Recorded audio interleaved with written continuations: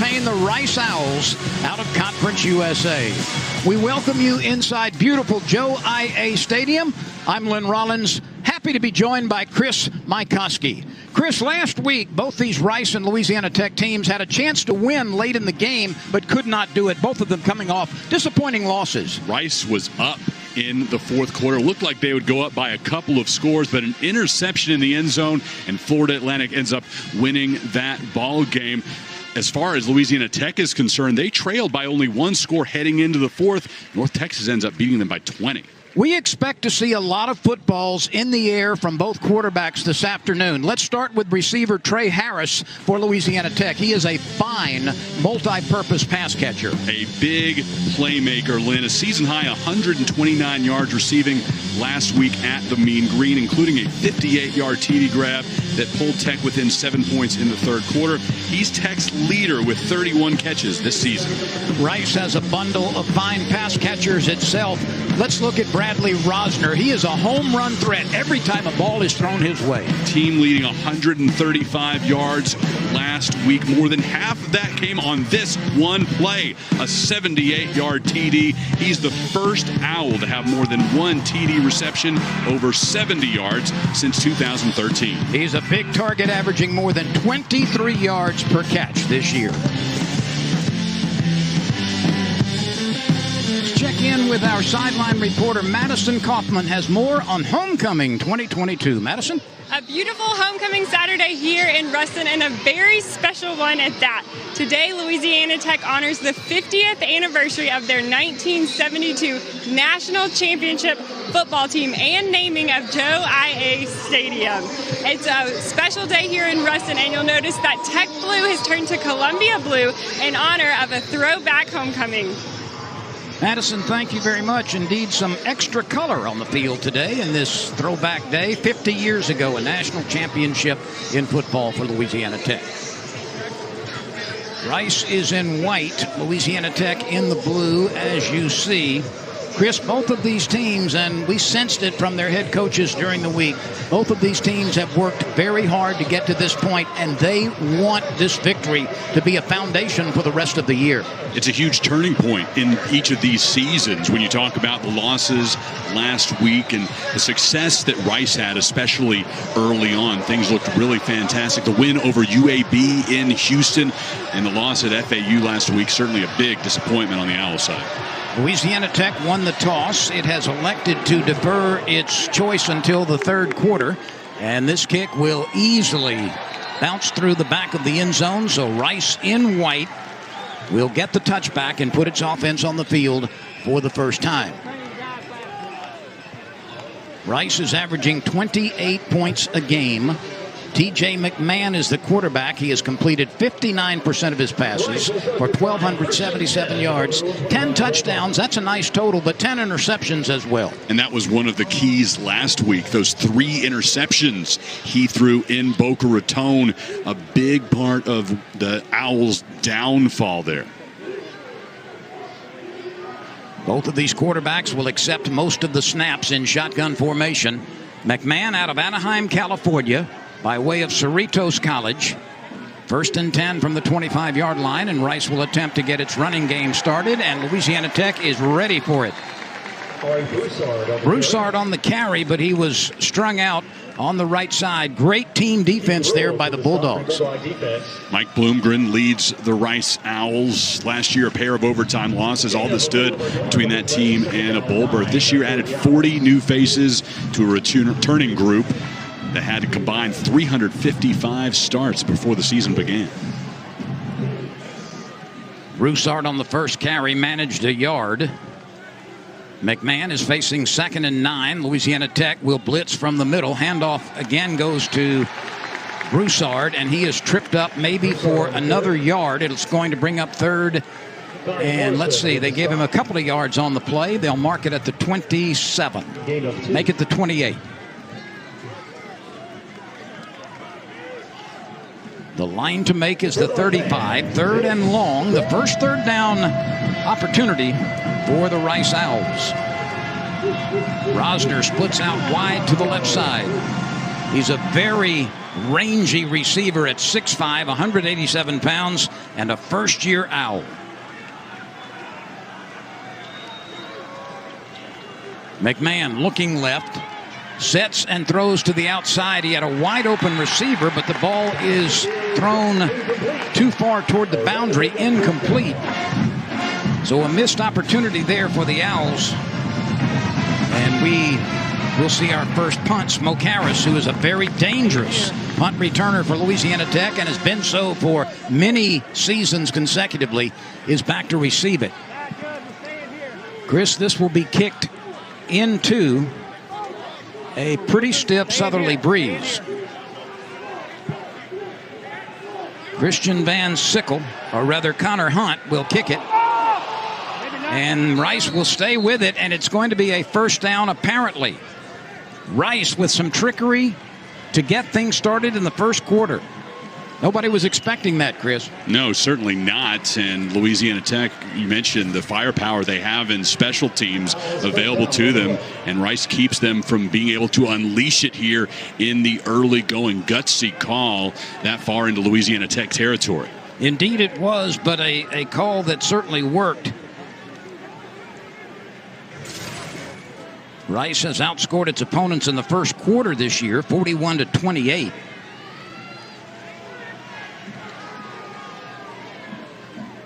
Bradley and Rosner set up on the left side. McMahon fakes. He's under pressure. He throws it, and it's off the intended receiver, Kobe Campbell. So Campbell unable to make the play at the line of scrimmage on the left side. And pressure came to force an early throw. Yeah, Louisiana Tech doing a really nice job, almost unabated to the quarterback. 2nd and 10 for the Owls. That 4th down conversion by Rice was the 14th time this year that they've attempted such. They've been good now on 8 of 14 4th down conversions. 2nd and 10. Handoff right up the middle, and no running room for Broussard. Broussard is a bit of an anomaly, Chris, because he has scored 9 of the 10 rushing touchdowns for the Owls, but he's only averaging 2.7 yards per attempt. 19 has been his longest run of the year. That's not a big number for a full-time tailback. And I asked Coach Bloomberg about his production. He says the numbers may not show it, but some of the best plays he has is because he's keeping runs from being negative. He always finds a way to move forward at the very least. 3 wide receivers bunch on the left side. That's at the top of the formation. McMahon is looking over the defense. Louisiana Tech showing blitz. Man-to-man coverage, it appears, for the Bulldogs. Now they peel back and send only 4. The throw is caught at the 45, and scrambling for yardage to midfield and beyond is the Rice receiver for a first down.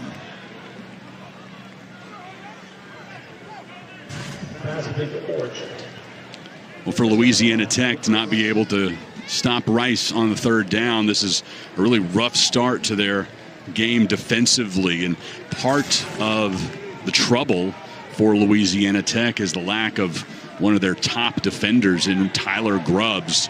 Out again this week. We saw the injury occur a couple of weeks ago on this field against UTEP, and he remains out of the lineup. Luke McCaffrey on the last catch. He's a name we could call frequently.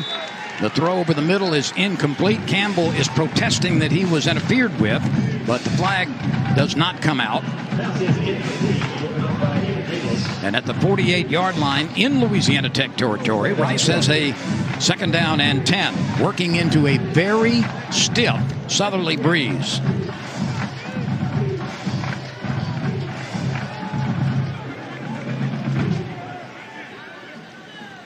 McMahon calling for the football, 4 yards behind the line of scrimmage. He'll swing it out to the right side. And that one is stuffed as Cameron Montgomery could not get away from excellent defensive play. That was Miles Brooks in on the tackle, the Stephen F. Austin transfer.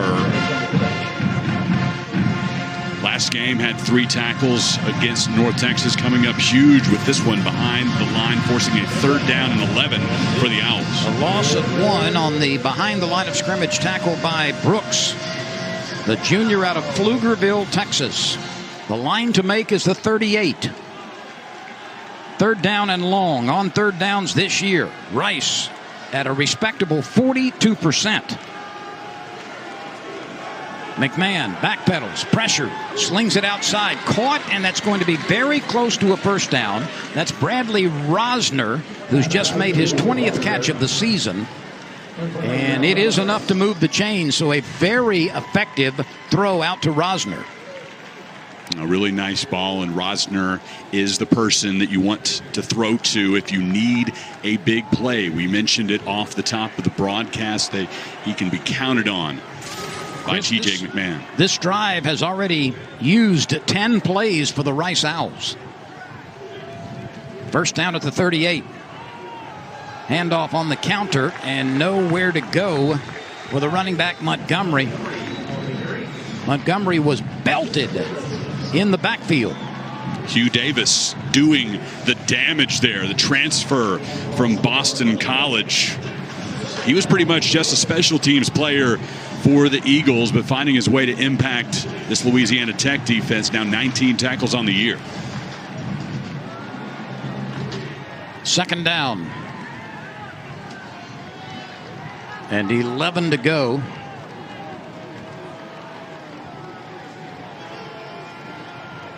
McMahon shifts things around. He hands it off to Montgomery.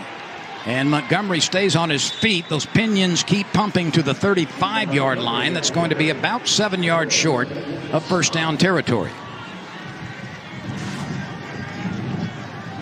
9 minutes and some change remain in the first quarter. Rice took the opening kickoff and has held the ball since, including a fourth down conversion out of punt formation.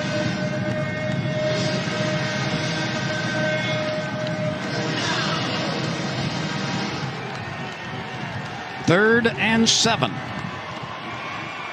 McMahon puts a man in motion and hands it off on the jet sweep. It's Campbell, and Campbell cannot turn the corner. Campbell is absolutely smothered at the line of scrimmage. Cecil Singleton leading the charge there for Louisiana Tech. Transfer out of Miami of Ohio, coming off a really nice week against UNT. 7 tackles, including a TFL. This might be 4 down territory for Rice. It would be about a 52-yard field goal. And this will be a fourth down conversion now out of regular formation. The line to make is the Louisiana Tech 28 to sustain the drive. Broussard sets up as a protector. The throw goes to the outside. Incomplete, a little bit out of the hands, and too tall for the receiver, Rosner, on the left side.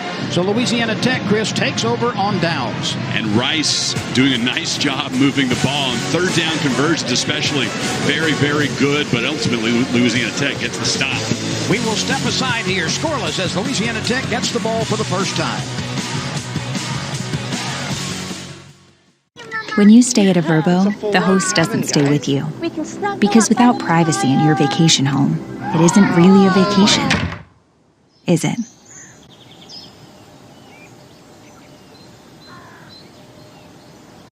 At Ariat, we design boots with a lot more than your feet in mind. Light in weight, but heavy in features that are easy on your back and reduce the wear and tear on your entire body, so you can devote more craft and care to your entire job. Full body support Ariat work boots. Boots done right for work done better. Learn more at ariatwork.com or a retailer near you. What if you could have style and comfort, the efficiency of electric power, and the range of gas, the ability to handle nearly any terrain, and a smooth ride? Soon, you will. Get ready to go all out. In the all-new 2023 Mitsubishi Outlander plug-in hybrid electric vehicle. Reserve yours now. Here's the thing about the good times in life. We don't always realize we're in them. When greatness is unfolding right in front of us. When superstars, rising stars, jokers, and freaks collide, this time could be up there with the greatest of times. 1972 national championship team for Louisiana Tech. Certainly proud to be here, and this crowd has responded enthusiastically. 50 years after the fact, and so many of these players able to return to Ruston. How cool is this? Tennessee Tech was the victim in the Grantland Rice Bowl. Maxie Lambright, the leader of that ball club, and a couple of All-Americans on that Bulldog squad, and Roger Carr and Fred Dean. And you break out the Columbia Blues today to honor them as well. Put that special logo at the 25-yard line. An incredible part of Louisiana Tech football history. 12 wins, no setbacks in 1972 for the national championship Bulldogs. In the college division back then, it was a little bit different back in the day, but the NFF, the National Football Foundation, awarding them with that national title.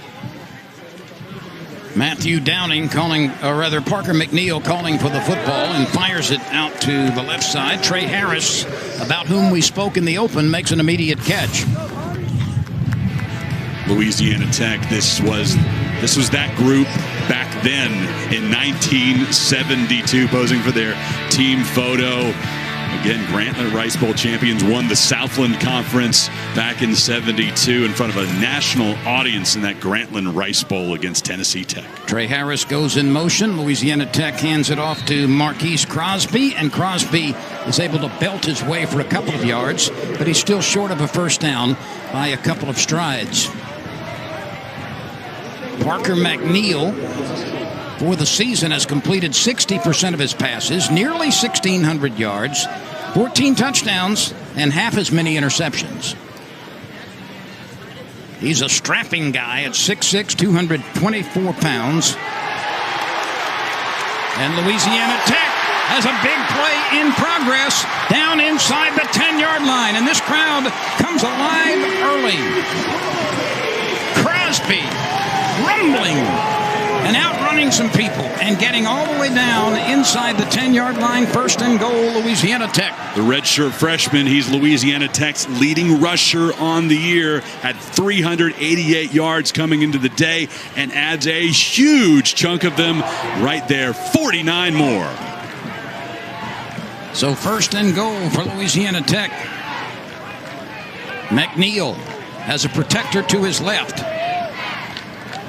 Three potential receivers on the right side, and a wideout Harris on the left side. The look, the throw, that's Harris on a crossing pattern. He's at the goal line, he's twisting, and he's in. Touchdown! Louisiana Tech, touchdown! Trey Harris. And after a 14-play drive by Rice to open the game, which took 7 minutes plus, Louisiana Tech scores in a fraction of that. Didn't need much time at all then to drive down that field. We'll get the official final count on that drive, but it did not last long at all. 1 minute and 32 seconds to drive down 64 yards. Jacob Barnes will attempt the extra point, and he sends it through the uprights. And we will move forward as Louisiana Tech, with a blistering start on its first possession, takes a 7-0 lead with 6:26 remaining in the opening period. Louisiana Tech, we do a little bit of everything. We do some of this, and we do a whole lot of this. But most importantly, we do this. And this. Oh, and this. So what's stopping you from becoming a part of this? Apply today at lawtech.edu/apply. On June 23, 1972, Title IX was signed into law, and it reads, "No person in the United States shall, on the basis of sex, be excluded from participation in, be denied the benefits of, or be subjected to discrimination under any education program or activity, receiving federal financial assistance." Happy 50th anniversary, Title IX. Thank you for giving little girls like me and big kids like Conference USA student athletes the opportunity to dream big. As student athletes, we push ourselves to be the best on and off the field. Of the 500,000 student athletes in the NCAA, 20% say they are suffering from depression or anxiety. But that doesn't include those who are silenced by the stigma. By being proactive instead of reactive, we can build a support system that values the individual before the student and before the athlete. Mental health matters. Please take a stand. Take action. At Louisiana Tech, we do a little bit of everything. We do some of this, and we do a whole lot of this.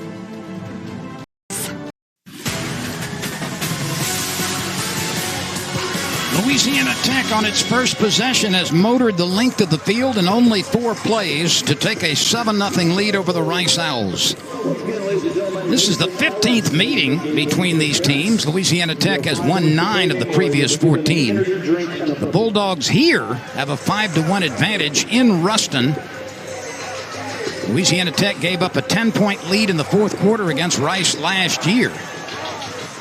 And the Owls won that game. Last meeting was in 2021, 35-31, the final score there. The Owls prevailing. And that was a game that snapped a 6-game losing streak for the Owls against the Bulldogs. And it really gave Rice a lot of momentum heading in to the offseason. Newfound belief that they could be a winning ball club. Tangible evidence of a job well done. Louisiana Tech kicks off for the second time, and for the second time, there is no return. So Rice, which used more than 7 minutes, including a couple of third-down conversions and a fourth-down conversion out of punt formation, and the drive finally stalled deep in Louisiana Tech territory. That was a 14-play drive that resulted in nothing, and then Louisiana Tech buzzed down the field to take a 7-0 lead. You take up that much time and you can't come up with points, and immediately your defense, just over 90 seconds, gives up a score. It's going to be tough for Rice to bounce back from that. McMahon is under center. He fakes. He's pressured. He loses the football. Picked up by Louisiana Tech. It's returned to the kennel. But I don't think this is going to be ruled a fumble. I think it's going to be perhaps an incomplete pass. Yeah, this crowd is not going to like it. That call came in immediately, official right there as T.J. McMahon released that as he was being thrown to the ground. There is a penalty marker down. Intentional grounding, offense number 7. Ball he placed in a spot of foul, lost him down, second down. So intentional grounding is the call. It's a loss of down and the penalty yardage. But all in all, Rice fared pretty well, Chris, on what could have been. Well, J. Dan Burnett did a great job. The redshirt freshman getting into the backfield. And I'm not seeing, I'd like to take one more look if we could. I don't think we're going to have time to, but I'm not sure he had anybody in the vicinity. I think a good call by the officiating crew. So the loss of yardage back to the 12-yard line. It's second down. The line to make is the 35.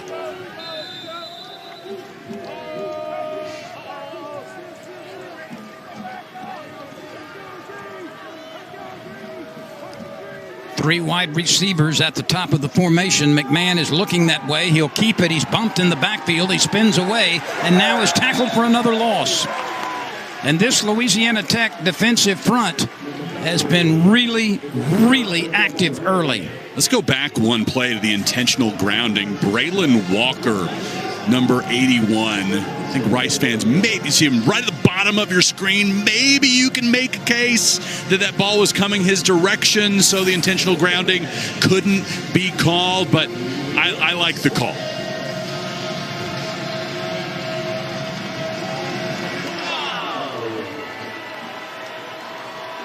Zion Nason with the last tackle behind the line of scrimmage. Third down and a lot. Screen play is set up, and that one misfires. It appeared actually to bounce off the ankle of an offensive lineman. So a really salty performance here defensively on this series by Louisiana Tech. Yeah, that went off of Shea Baker, the fifth-year starter on the O-line for the Owls, trying to get it to Ari Broussard, but instead fourth down and a long way to go, and Rice more than likely will actually punt it away this time. Connor Hunt will strike it into a steady breeze. It's a pretty good kick. Smoke Harris from the 40 makes one man miss, makes another man miss, crosses into Rice territory, and he's finally ridden down at the 44-yard line. So a return of just about 15, and Louisiana Tech, with its second possession, will have the ball on the right side of midfield. 7-0 Louisiana Tech leads in the first quarter. With DirecTV, I can get live TV and on demand together. Football, housewives. Football, housewives. Football, housewives. Whoops. Oh, no. The housewives are on the field. I repeat, the housewives are on the field. I just want to talk!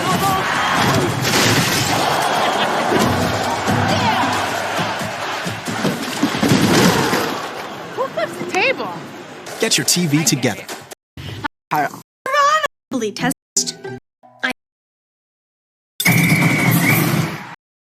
Good times in life. When superstars, rising stars, jokers, and freaks collide, this time could be up there with the greatest of times.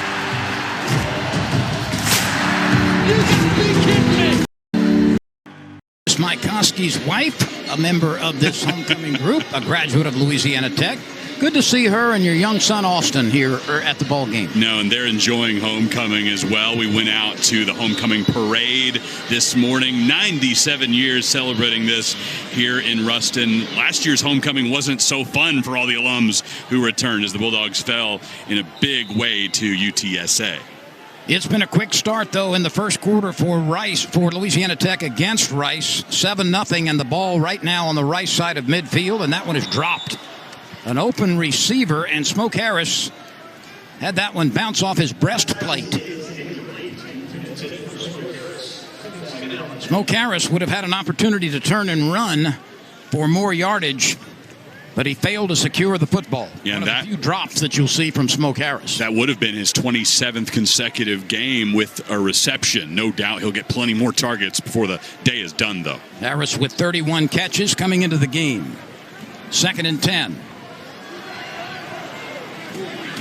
A running play to the right side nets maybe 4 or 5 as Trey Harris on the wide receiver handoff was able to pace his way for, let's call it 3.5, 4 yards maybe, a little bit short of the 41. And Tech hasn't put the ball in his hands too many times on a sweep. His longest run of the season is only 8 yards, and that happened last week in Denton. Crosby is in the backfield, standing next to Parker McNeil. McNeil started his career at Texas Tech. He's out of Austin, Texas. The line to make is the 34.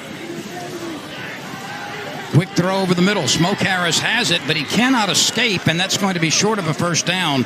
That was a nice tackle by Kirk Lockhart, the junior, a 3-year letter winner out of Cedar Hill, Texas. I believe that was Trayshawn Chamberlain, actually, Lynn. Was it? That number 9, completely excusable to think the 9 was bunched up there, but that was number 8, Trayshawn Chamberlain, if I'm not mistaken. Well, 8 or 9, it was certainly a fine tackle on Smoke Harris. 4th down, and this is 4-down territory. And Louisiana Tech going for it on 4th down. Rice, one of the best teams in the country at denying teams in 4th down opportunities. Louisiana Tech needs a little more than 2 yards, and it has it and more. Smoke Harris on the slant made the catch, and he's knocked down at the 29, but Louisiana Tech converts on 4th down. A rarity. Louisiana Tech 5 for 10 this year in 4th down conversion. And a rarity for Rice to give one of those up. Only the Cincinnati Bearcats are better on 4th down as a defensive unit. That's pretty good company, isn't it? Bearcats winning big against SMU last I looked, too. They keep rolling. 1st and 10 at the 29. Tech approaches the red zone. Looking for its second score of the first quarter. 3:20 left to go. And a big loss of perhaps 10 yards as Parker McNeil was unable to field that snap cleanly.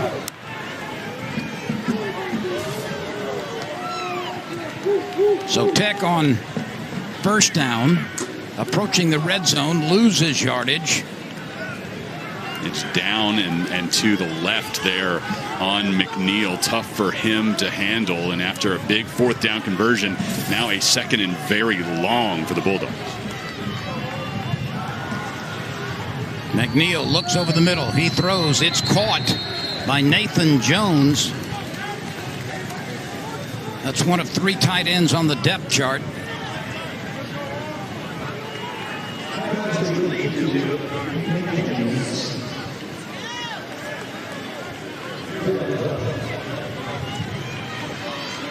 That's only the second catch of the season for Jones. Third down and a long 11 for Louisiana Tech. The Bulldogs must reach the 19 to get a first down. Parker McNeil calling for the football. Let's see if Rice brings heat.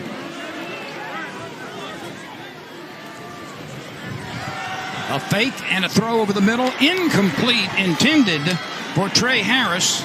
And nicely guarded by Sean Fresh. That cornerback was right on the receiver. Fresh, just tremendous player on defense for Rice all season long. Incredibly confident in everything that he does, working to perfect his craft every week. And in this case, gets his hand in there perfectly to deny Louisiana Tech's big playmaker, Trey Harris. He's not a big defender either. He stands 5'8", he weighs 175 pounds, a sophomore out of Austin. And this will be a 48-yard field goal. The kick is up. It's a sidewinder, and it has the length. It is good. Buck Buchanan slams it through. That one was a helicopter blade style long field goal. And Buck Buchanan has emerged as the deep kicker, so to speak. He's the guy who will try that field goal in that 45 to 55 range. That's only his fourth field goal attempt, rather, of the season. Now 3 for 4, a long of 52 on the season. An 8-play drive results in 3 points for Louisiana Tech. And, Chris, a couple of possessions and a couple of scores for the Bulldogs. Now, the Bulldogs able to piece together drives. Of course, wanted to get that second touchdown in the end zone, but have to be happy with this first quarter effort thus far. Minute and 48 seconds away from this Tech defense pitching a shutout as well. So Buchanan, who just accounted for 3, will kick it off. He's had a couple of touchbacks so far.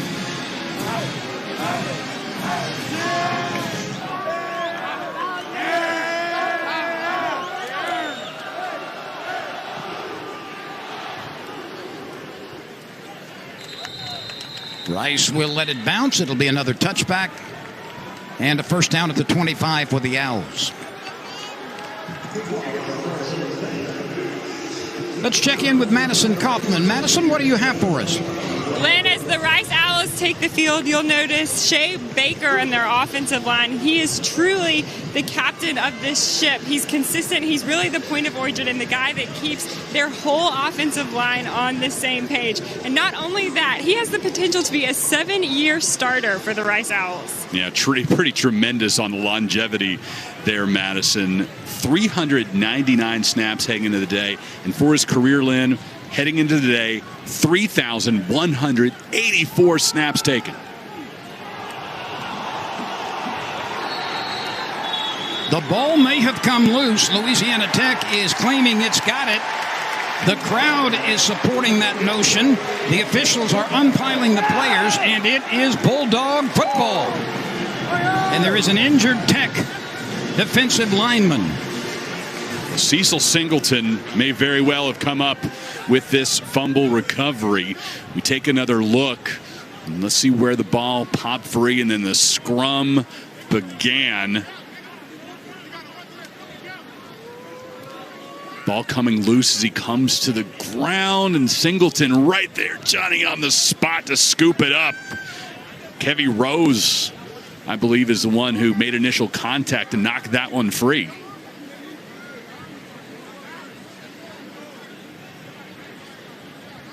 That's Rose's right hand, and there's the ball pops out. And on the outside of the scrum, Singleton's the one to pick that up.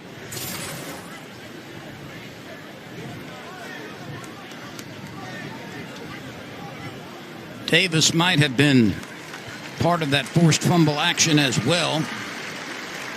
That is Kiwi Rose, who coming into the season had made 24 starts. He's a sophomore from Hendersonville, Texas, a 6'3", 303-pounder, and appears to be walking almost normally as he goes to the sideline.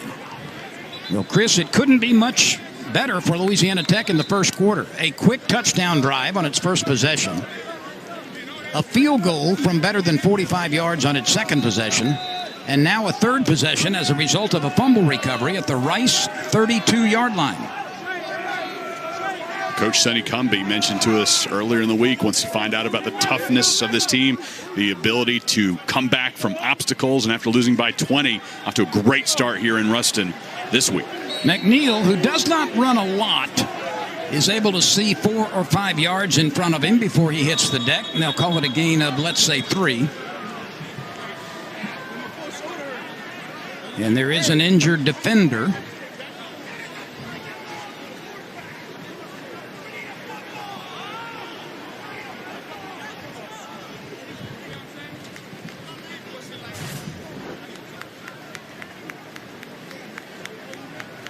Another look as McNeil fakes the give, kept it himself, and runs into a group of Owls. See his shoulder worse for the wear after this knock right here. His left shoulder there taking a good solid hit.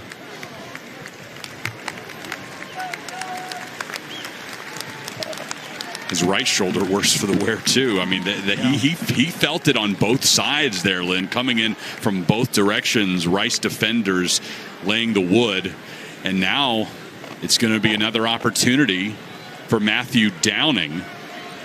Let's check in with Madison Kaufman. Madison? You see Matthew Downing entering the field for the Bulldogs. He was actually the starter beginning the season for the Bulldogs, and it's comfortable to see Matthew Downing back out there. Coach Sonny Cumbie told us in a call he really believes that either one of these guys can lead this team. He has full confidence in Matthew coming in. Thank you for the update, Madison.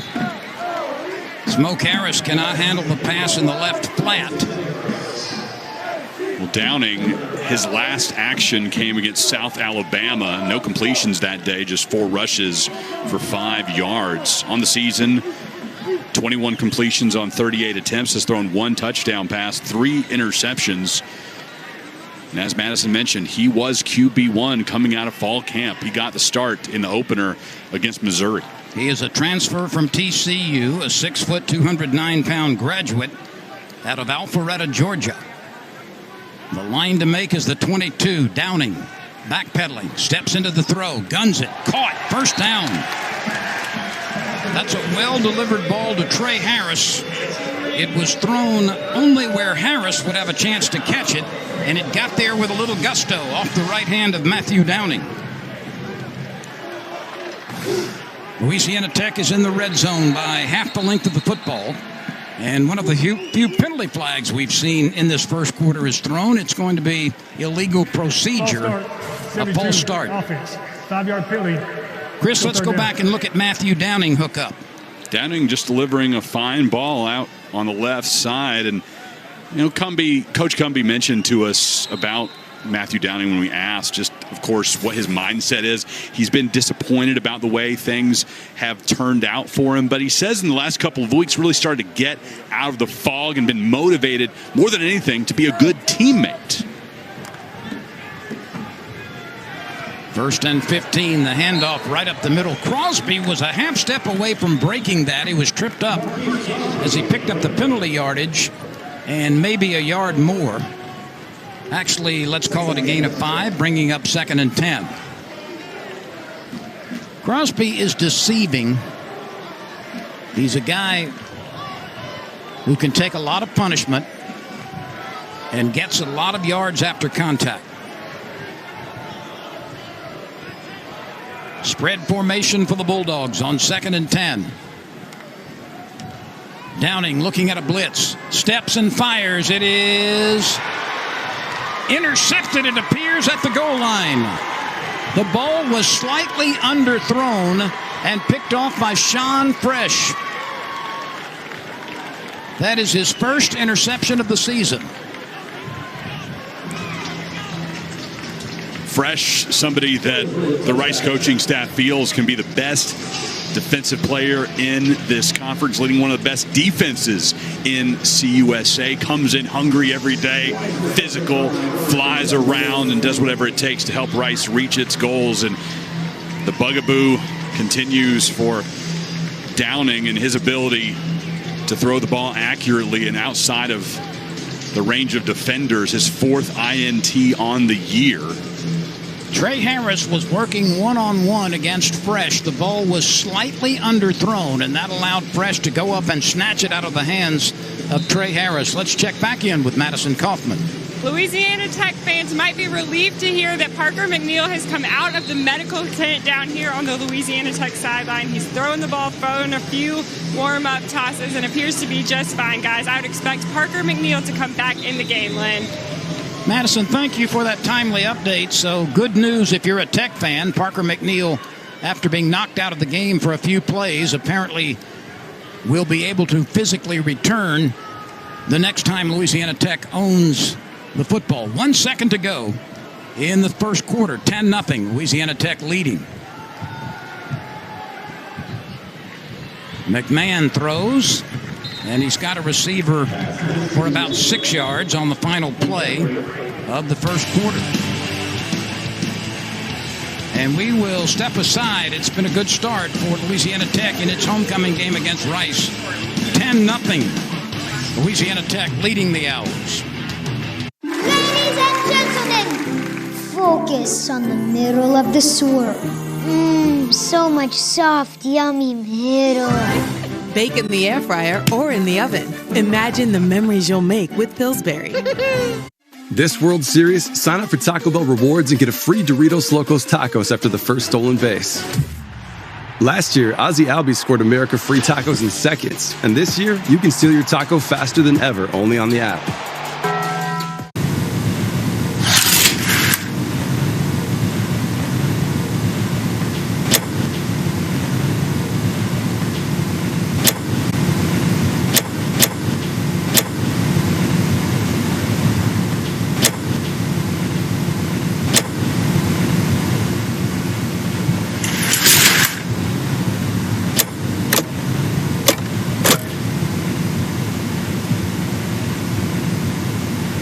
When you buy a car at Drive Time, we give you flexible. Hey, pal. No. Managing exemption certificates. Give this budget football. And we're back for 10 more weeks.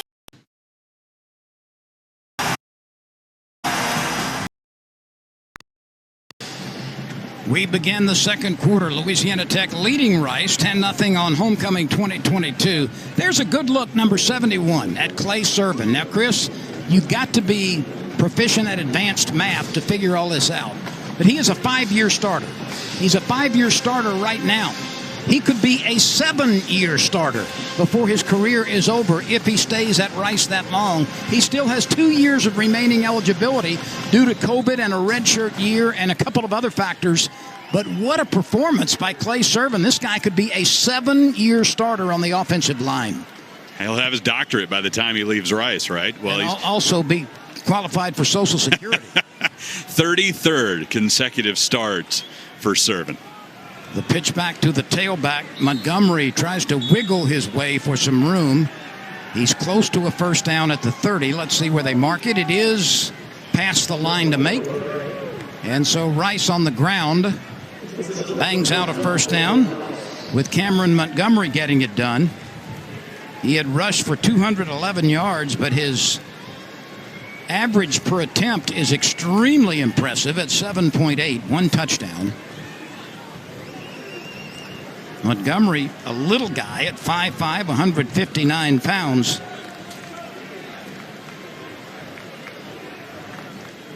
First and 10. McMahon looking, fires it over the middle, caught for about a 9-yard gain. Actually, they're going to say it's good for 10, another first down at the 40. So back-to-back first down plays, one by the infantry and one by the Air Force. Luke McCaffrey making the grab, a converted wide receiver coming into this season. It had been a lifelong quarterback. Made the switch during spring drills. Of course, knows the position well due to his family. His dad, Ed McCaffrey, 13 years in the NFL, including 3 Super Bowl victories. First and 10 at the 40. McCaffrey, a transfer from Nebraska. And this is the Jitterbug Montgomery, but Louisiana Tech is there to defend the line of scrimmage. Davis with the stop among some teammates. A gain of 2, 2nd and 8 coming. Madison Kaufman, it's all yours. Lynn, Chris, you were mentioning Luke McCaffrey's swap to the receiver position. He actually made that decision himself. Coach Bloomberg really just left that option up to him. He just said the best thing he could do for him was to support him. He said Luke took a couple days to think about it and just said, Coach, I want to play wherever you need me for this team, Lynn. Well, they have needed him at wide receiver, and he's coming into the game as McCaffrey with 33 catches. That's the most on the Rice team. Yeah, 3 touchdowns, and this coaching staff, Bloomgren and Marquise Tuiasosopo, both feel that this is something that could work well, not just this season for him, but long-term potential NFL prospects. Of course, his brother Christian in the NFL and making some news this week, traded from Carolina to San Francisco. Gruen was the intended receiver on the last play. It was thrown out of his reach. The line to make is exactly midfield. McMahon perhaps calling the audible. 4-man rush. McMahon lobs it to the left side, and it's out of the reach of the receiver. He made the catch, but out of bounds.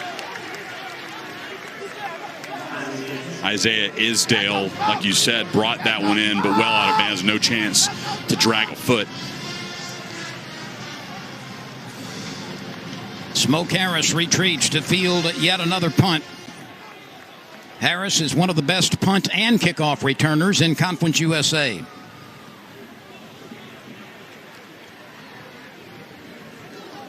Connor Hunt takes one step. The ball does not turn over. Harris starts from the 18. Cuts upfield, makes it to the 30. There's a flag down well behind the play. Harris is finally knocked down past midfield at the 45-yard line, but 2 penalty markers were thrown well after Harris had escaped and moved upfield. Yeah, the explosive nature in the building wanted to erupt, but seeing 3 pieces of yellow laundry behind him, they knew it was not worth their while to use their screams at this point, as that one's going to be coming back. And Chris, it appeared the markers came out well after the consequences of the play could have been made. Personal foul, blindside block, receiving team number 16. 15-yard penalty from the spot of foul, first down. Perhaps that was True Edwards, who is guilty.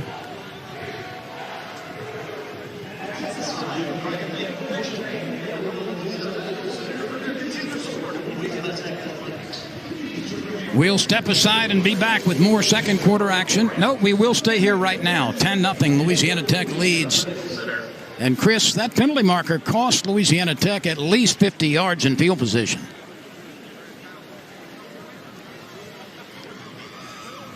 The ball is back at the 9-yard line. So Smoke Harris's return was negated by a personal foul.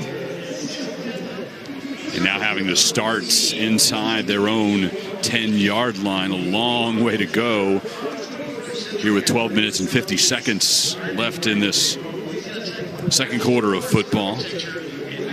As Sonny Cumbie trying to get an explanation there after the call went against the Bulldogs. Cumbie, the 34th head coach in Louisiana Tech's program history. Previously spent 12 years as an assistant in the Big 12. A couple of stints at Texas Tech, and won at TCU. Finished off his time with the Red Raiders as the interim head coach for 5 games and led Texas Tech to a 34-7 Liberty Bowl win over Mississippi State. And Lynn, that entire game really felt like an advertisement for Louisiana Tech. One of the reasons that Tech wanted him to keep coaching the Red Raiders because they knew he would get that exposure on that national stage. And you get 3 hours of saying, this is what he's going to bring to Ruston. That explosiveness you saw there in Memphis that day. Well, all the pieces are not in place yet for Louisiana Tech, but Cumbie has a very clear vision. He's a guy that likes to have fun while coaching football and hopes his players have fun as well.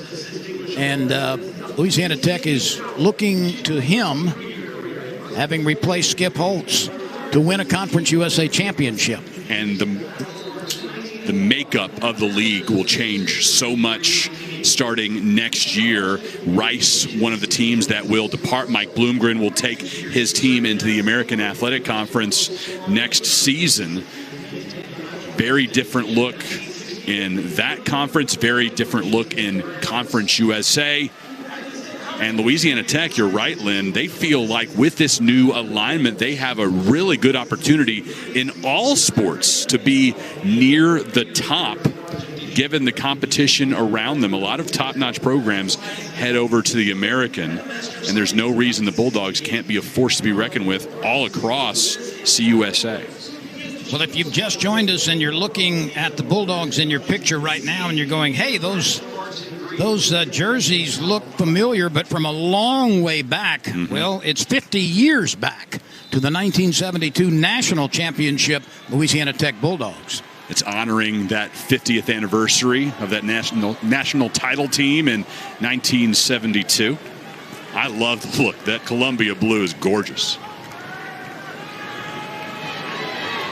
The throw goes to the outside. It's incomplete. Matthew Downing goes back in for his second series after Parker McNeil was knocked out of the game. So Parker McNeil, although he looked as though was ready to return to the action, Parker McNeil still on the sideline after that what appeared to be a shoulder injury. Now, he was getting some good-looking throws in, but at least one more series here for Downing. Downing hands it off, and Greg Garner on his first carry is spun off his feet for a loss. We talked about these gorgeous Columbia blue jerseys coming out today. Well, for Louisiana Tech over the past 20 years or so, this has really been the only team we've seen in Columbia blue, the Lady Texters in women's basketball. But in recent seasons, the men's team breaking out their Columbia blues, and baseball also breaking out some gorgeous Columbia blue threads. First time we've seen in a very long time on the football side. Third down, the line to make is the 19 for a first down.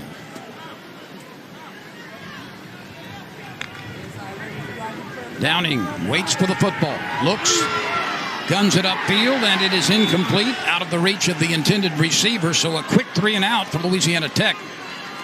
And Downing not able to take advantage of the opportunity. We mentioned that McNeil looked pretty good on the sideline, hoping to come back in, but Downing trying to prove himself as somebody who deserves more playing time. Gets the chance there, and quick 3 and out.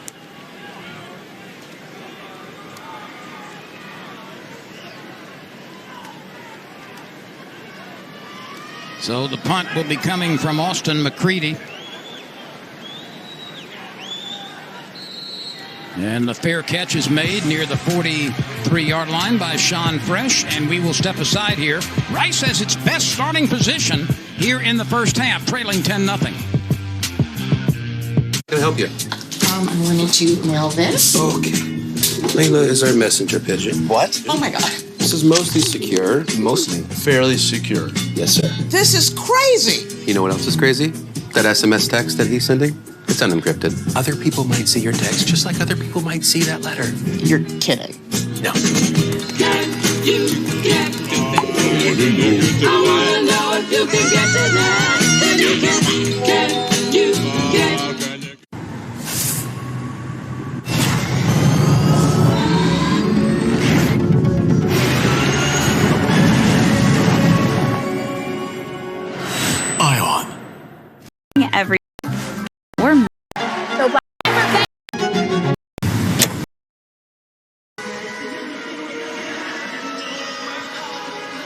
It's 10-0 Bulldogs here in Ruston, Louisiana. Lynn, Chris, earlier you were talking about how much fun Sonny Cumbie likes to have, and that's really something he's making an intentional effort about for his team. He wants this to be a facility where they have joy when they walk through the doors, and that it's something they're never coming in saying, oh, I have to do this again. He makes an intentional effort to have a high energy level and really get to know his players, whether that's in the film room or stretching after practice.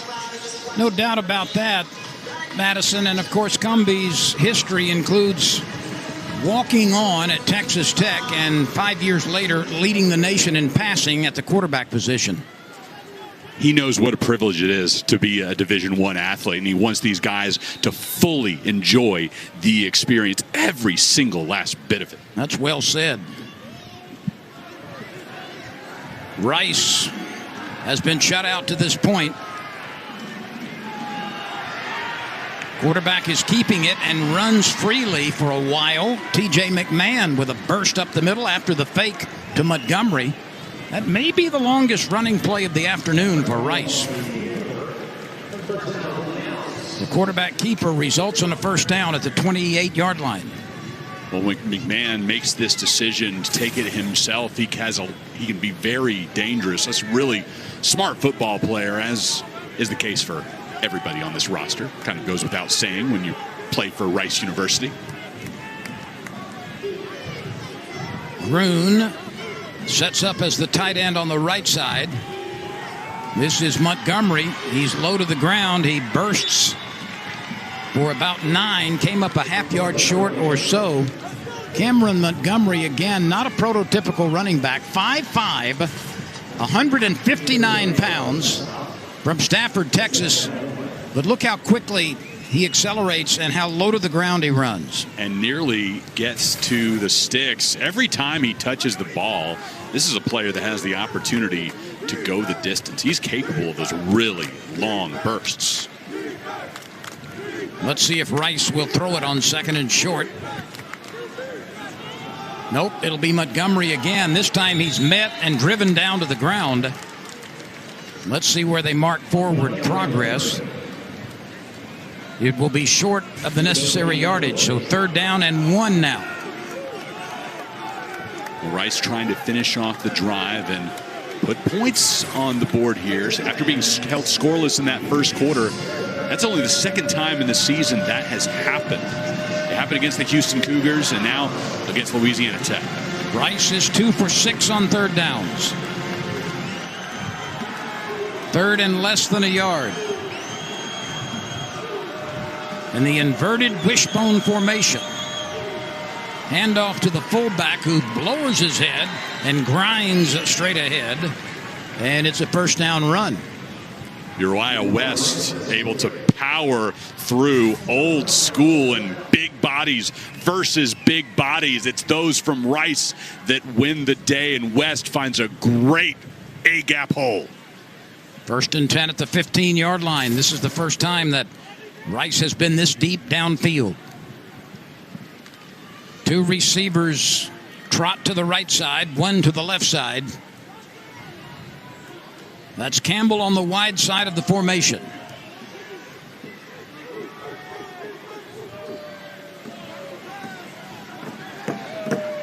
McMahon hands it off to the little fellow again, and this time he is stripped down behind the line of scrimmage. Montgomery on the run, but a really nice defensive effort. And Louisiana Tech had that read perfectly. Broderick Calhoun, the junior out of Dallas, went to school at Mesquite Horn High School, wraps up perfectly and celebrates as he deserves to do so after making that play. A loss of a couple, 2nd and a short 12. Spread formation, 3 wide receivers on the left side, 2 on the right. No protectors in the backfield.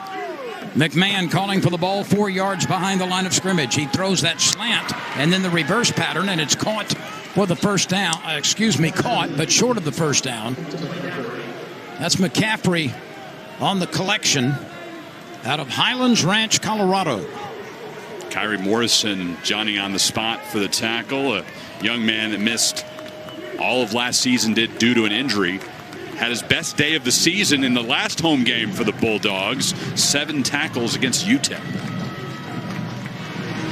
Both of these teams are working without the services of 2 all-conference level linebackers. And a timeout is taken. First charge timeout. And we will step aside as well with 7:46 remaining in the second quarter. Louisiana Tech is nursing a 10-0 lead.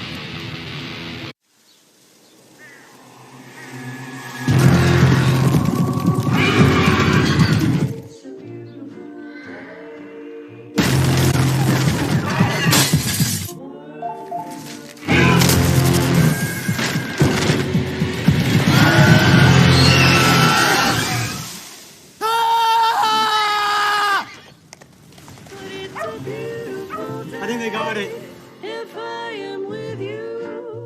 Can I help you? I wanted to mail. Coming up to bring you Monday Night Football. Call.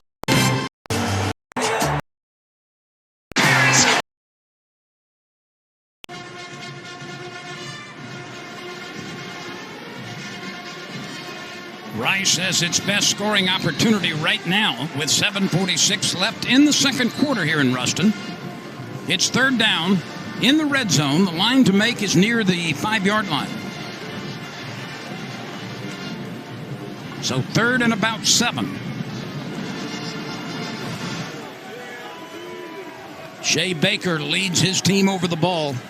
The 6'1", 308-pound senior from Round Rock, Texas. He will put it in play with McMahon standing 4 yards behind him.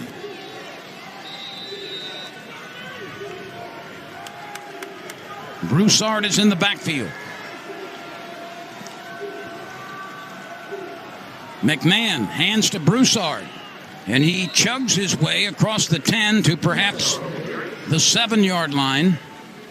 That's going to be, they'll call it closer to the 8, and it's going to bring up 4th down and about 3 yards to go, a short 3. Rice is 1 for 2 on 4th downs so far in the first half. The successful one came out of punt formation. McCaffrey splits wide right. Campbell joins him in the slot. Watch for Rosner on the left side. 4th down. The line to make is near the 5. Roll out right. McMahon throws. He's got McCaffrey. First down, Rice. A well-developed play, a confident throw by McMahon, and McCaffrey ran a nice route to clear himself. Tail end wasn't sure about the play call there. You're down by 10. Why not just get the sure 3? But instead, Rice comes up with a solid play call, getting it to McCaffrey on the right side. Now has a great chance to make it 7 this trip down the field. This drive has consumed 8 plays. It has covered 40 yards. First and goal from the 3. Now it's Broussard time, or has been in the past. He's the tailback in the eye. He's got it. Gets to the 2, gets to the 1. Ball is out. The football came loose. It's recovered by Louisiana Tech. Broussard was driving for extra yardage. The ball came out at the 1-yard line, and Louisiana Tech will take over after the second costly turnover. Hugh Davis with the recovery, the Boston College transfer. And I tell you, with the naked eye, initially I thought maybe the knee was down, but no, that popped free well before the knee hit the turf. And Davis right there to fall on it. And Louisiana Tech will take over from their own 1. So Louisiana Tech avoids the score, and twice Rice has had impressive, time-consuming, multi-play drives, and twice they have lost the football deep in Louisiana Tech territory. And they had the opportunity to kick an easy field goal, get within 1 score, make it 10-3. Got the first down. Things look good. But again, walk away with nothing. So Louisiana Tech hands it off, and that's Matthew Downing in for his 3rd series now. Let's go down and check in with Madison Kaufman. Madison? Lynn, you mentioned that Matthew Downing is still in the game. Parker McNeil was actually just taken into the Louisiana Tech facility, into the training room. He came out of that medical tent earlier, but clearly things were not as fine as they appeared to be from the outside. Madison, thank you for that update. So we thought Parker McNeil would move forward and come back in at quarterback, but it's Matthew Downing now for his third series after replacing the injured McNeil, apparently with a shoulder problem. The throw goes downfield. It's a back shoulder fade, and flags are flying everywhere. 1, 2, 3, 4 penalty markers down. Sean Fresh trying to make his case there. That's a really difficult position where the defender is trying to react to the ball as well. It was underthrown. There was contact. Chris, I think Louisiana Tech probably got a little bit of a break on this. Pass interference, defense, number 1. 15-yard penalty, automatic first down. Now watch the way Fresh was draped on the defender, ball coming his direction, but making that contact without looking back to the ball. You're going to get that flag every time. Right arm wrapped around the receiver, looking the other direction. That's an easy flag. It was fortunate for Louisiana Tech that the ball was in that position because it allowed the receiver to try to come back to it and initiate some of the contact. Louisiana Tech will gladly take it. First down at the 18. Downing will throw. Shoots it to the outside. And it is incomplete. Nice catch by Kirk Lockhart on the deflection. But the work was done in the defensive secondary for Rice. Nice job getting that hand in and knocking the ball free. Trey Harris, the intended receiver. Second down and 10 from the 28. Matthew Downing in the game, replacing Parker McNeil, who apparently has an injured shoulder. That's an early and unconfirmed diagnosis. Flag goes down, probably a holding call, and it's going to take away a long reception if indeed that is the call. Trey Harris on the receiving end of a good throw near Rice territory, but it's coming back, I believe, as there was an offensive lineman illegally affixed. Holding, 79, offense, 10-yard penalty, still second down. And that's Bert Hale. Chris, we've got revolving centers for Louisiana Tech today. Joshua Moat, who has been injured at times this year and certainly has been a stalwart at left guard for Louisiana Tech for many seasons. He's moved in at center for a while, replacing Abraham Delphin, who's out for the year. And they've also run a couple of other centers in there, including Hale, right? Well, Ray Kelly listed on the depth chart as the #1 center today, but certainly not set in stone, moving guys around depending on the situation. And Moat with that last snap. Marquise Crosby with a yard or two and no more. Let's see what Sonny Cumbie and his offensive staff dial up right here, deep in their own territory, protecting a 10-0 lead with 4:53 to go in the second quarter. The line to make for a first down is the 28. The ball is near the 10.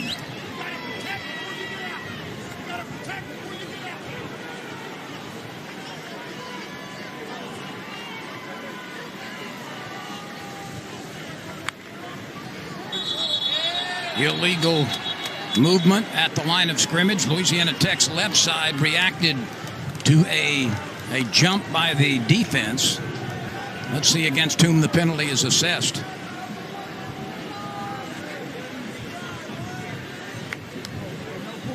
False start, 76, offense, 5-yard penalty, so third down.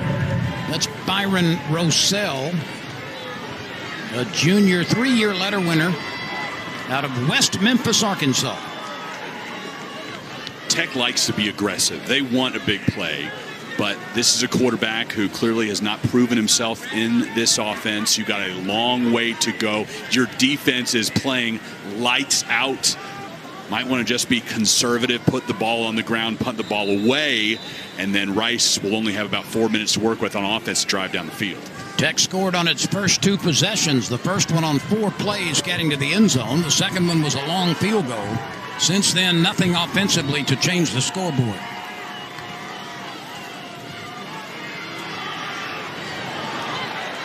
This is Crosby running freely for a while. He got the penalty yardage back and the lost yardage back, but still 10 yards short of the first down. And as the clock continues to move, as we approach the 4-minute mark left in the second quarter, Louisiana Tech will punt it. Yeah, that's a nice play call to Crosby, letting him get in some space and giving some relief there, now not having to punt out of your own end zone. Sean Fresh will receive the punt.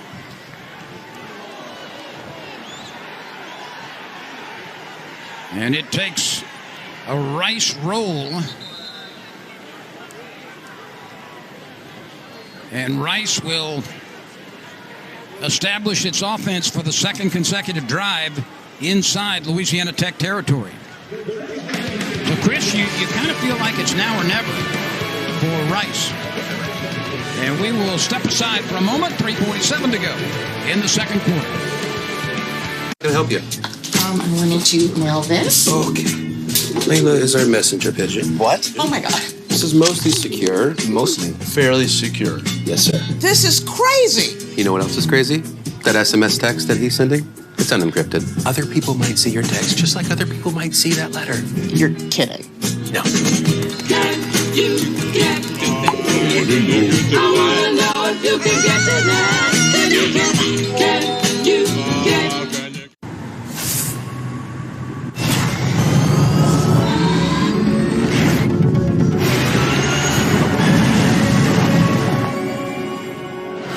Ion. Electrified. Hungok tire. Newest thing from Pizza Hut isn't pizza at all. It's cheesy, so crispy, loaded with toppings, and just $6.99. Enough for 2, price for 1. New Pizza Hut melts, just $6.99. I be like, Introducing Discover Online Privacy Protection. We'll help remove your personal data from 10 popular people search websites. Because the thing about your personal information is that it should stay private. Online Privacy Protection. Free from Discover.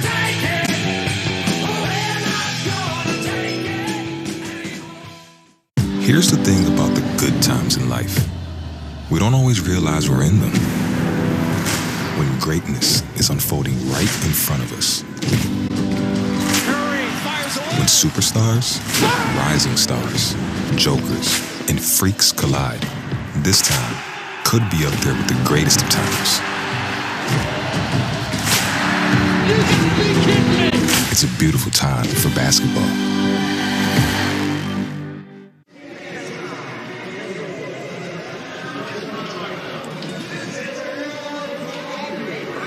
Some contact on Austin McCready on that previous punt. No flags coming in. And in large part, that's because Jamon Hill, his teammate, is the one who makes most of the contact as he's pushed back. And the officials keep the flags in their pockets. And Rice will have starting position in Louisiana Tech territory, trying to get its first points on the board today. And it's the second consecutive drive that will start about this place on the field for Rice. Rice has had 2 long, time-consuming drives without changing the scoreboard. It's had, in 2 drives, a 20-play total covering 15 minutes, but no points. And just notice, Lynn, Parker McNeil is back on the Louisiana Tech sideline, getting in warm-up tosses. Thought maybe after he was brought back into the football complex that he would be shelved at least until the second half began, but not necessarily the case now. McMahon hands it off inside, and there's very little running room. Louisiana Tech, for the most part, has done a nice job in throwing a blanket over the running game for Rice. check those numbers. Only 52 yards rushing thus far for the Owls. And check out the time of possession.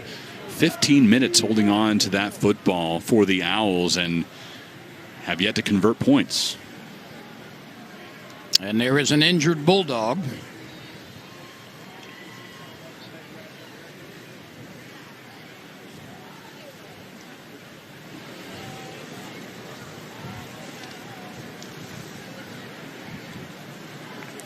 Keviante Spears is the man on the field for Louisiana Tech. Thankfully up now. The freshman out of Baton Rouge went to McKinley. Here's what's coming up. We'll talk women's basketball in a few minutes. Yeah, here's what's coming up on the halftime report. Brooke Storr, the head coach of the Lady Texters. She'll join Lynn for a conversation. I think we're less than 20 days away now from tip-off, Lynn. It's getting awfully close. The all-conference honorees coming out earlier in the week, and a pair of Lady Texter returners on that list. 2nd and 10 for Rice. The throw goes out to the right side. It's Jack Bradley, the tight end, who's got it. He turns upfield, and Bradley is marked about a yard short, it appears. Bradley came into the game with 13 catches, 1 touchdown, 8.3 per reception for the 254-pound junior from Dallas. And Coach Mike Bloomgren telling us he's playing at an all-conference level, really a dominant blocking tight end, but can clearly do some damage when the ball gets in his hands as well. McMahon is 8 for 15 after that last reception for 58 yards. 3rd and 1, back to the I formation. Very tight here. And it's the tailback, Broussard. Or, I beg your pardon, that looked like another ball carrier. Uriah West getting the ball in his hand. The grad student transfer from Jacksonville State. And remember, Broussard, out of that same formation, fumbled at the goal line the last time he touched it. And there's another Louisiana Tech Bulldog down, it appears temporarily. It's a beautiful Indian summer day here in Ruston. Temperature may exceed 80 degrees. There's been a pretty steady breeze blowing at about 18 to 20 miles an hour out of the south.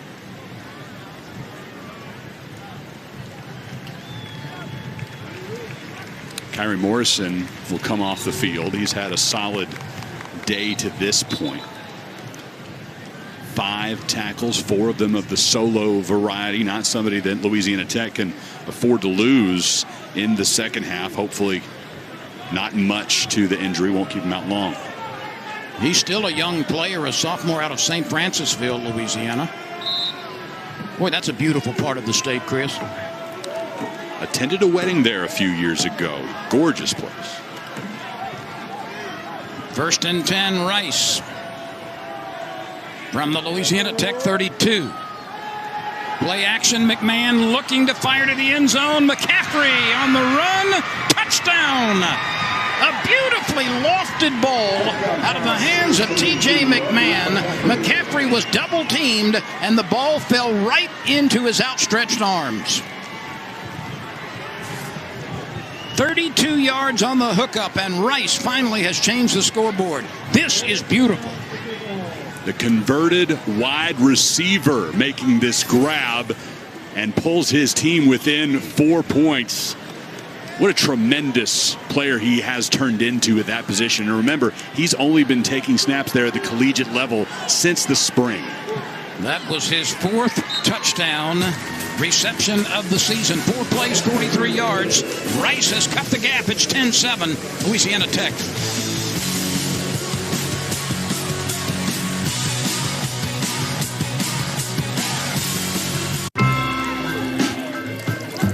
Let's make a toast. Here's to savoring every sip. Want to get that done, you know. And embracing every moment. Layla. Every unexpected, timeless moment. To turning up, winding down, and everything in between. Whatever you're planning or not planning this holiday season, we're made for the moment. When it comes to doing, getting what you need starts with our app. Need it today? Pick it up curbside. Need it to you? We deliver. Your trunk? Our trucks. However you get it, we've got you. It's made for doing. Download the Home Depot app. When we were a motorized bicycle company, they said, you'll never be more than that.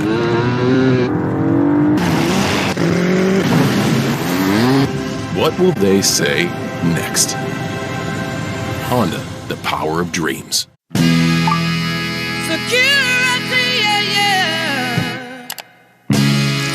I want some security. I want security, yeah. This might be the most emotionally charged match of the modern era.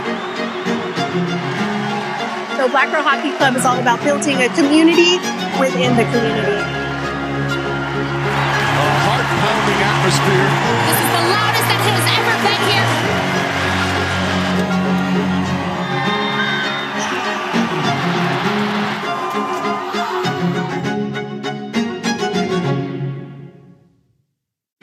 Everyone is ready for Monday Night Football because you have to be ready to make a statement. Today we got one mindset. Get a win.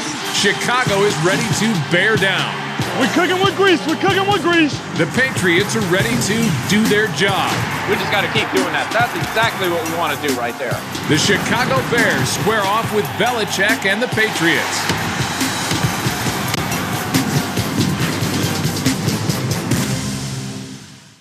Thousands of games, including the one you won. The moments no one has but us. The plays no one has but us. That is hockey on ESPN+.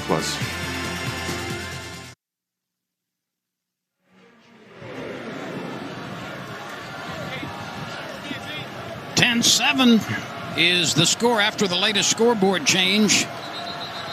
A McCaffrey touchdown. And you can see the effect of the wind on the field as it blows that ball off the tee. This kick will be with the aid of a 20-mile-an-hour southern breeze.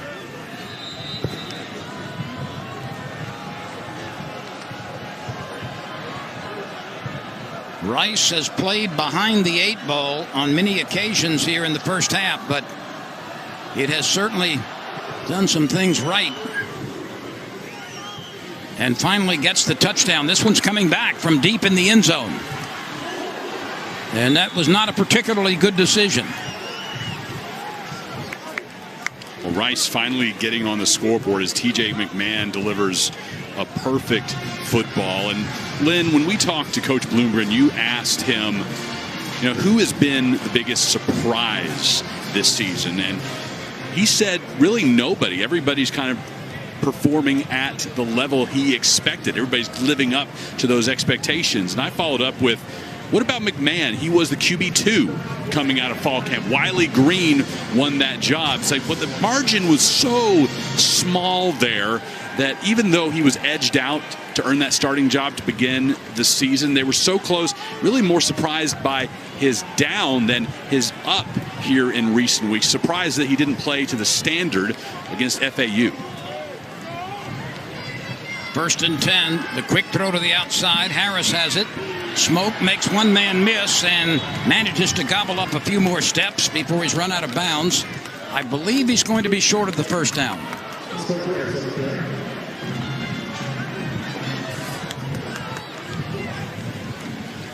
Rice has a huge advantage in time of possession in the first half, but Louisiana Tech is clinging to a tenuous 3-point lead. Chris Conti making the play there for Rice. A great story on this Owl Ball Club. A Rutgers transfer, didn't do much there, and now has the second most tackles on this team. 2nd and 1. Tech will throw for it. Harris has it. He's got an open field to midfield and pushed out of bounds near the Rice 45.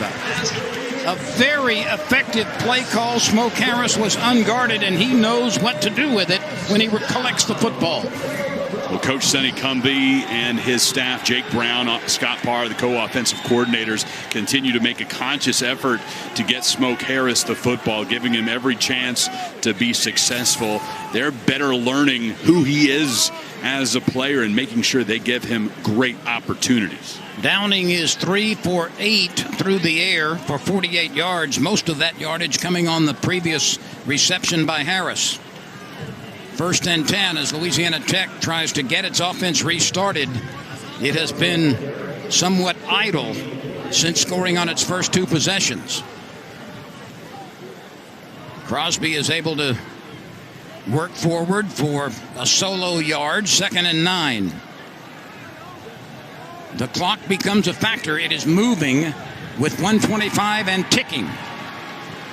Parker McNeil, by the way, not throwing warm-up tosses right now, just standing at the 35-yard line, closer to the scoreboard, watching this drive come together. He was knocked out of the game 4 possessions ago for Louisiana Tech. Downing calling for the football. Tech has 2 timeouts to use. Downing is in trouble, but he stays on his feet and now manages to work forward to about the 37. That will be short of a first down. Clock is rolling with 53 seconds. Louisiana Tech has not chosen to use one of its 2 timeouts. Here's the snap, and I believe there may have been too many men on the field or a timeout by Rice. It was Rice that called the timeout in order to avoid the illegal participation penalty. That's a smart call. It would have given Louisiana Tech a fresh set of downs without them having to advance past the sticks on their own. And to be able to stay within 1 score of Tech heading into the locker room is imperative for Coach Bloomgren's ball club. 1 second has been reestablished on the clock. 44 seconds to go.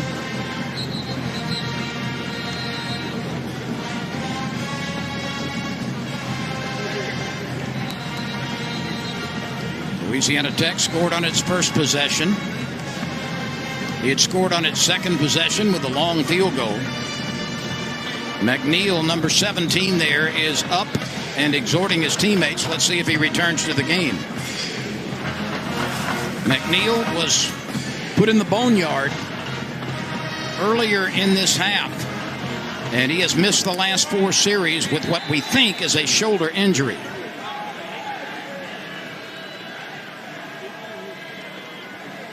Jones resets as a slot back on the left side. Downing will throw, has to get rid of it, and just pitches it up into the Tech bench to avoid the sack. But there is a penalty marker down at the line of scrimmage.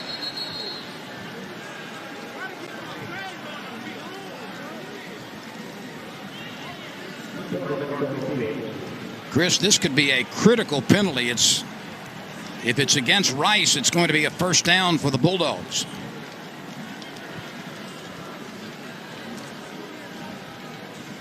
There's no foul to play for ineligible receiver downfield. The quarterback was illegally getting rid of the ball. Well, after discussion, pick it back up, and now what does Louisiana Tech have in store? 4th down, it would be a lengthy field goal try. Right now, ball at the 37. Past the long of Buck Buchanan to be about a 54-yard attempt.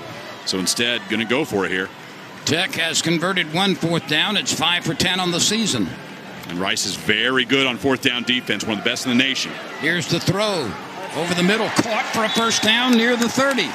So Louisiana Tech, with Trey Harris on the reception, is 2 for 2 on 4th down resets. 33 seconds to go.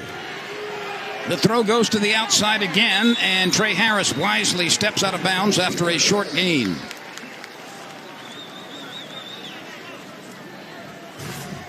.28 seconds to play.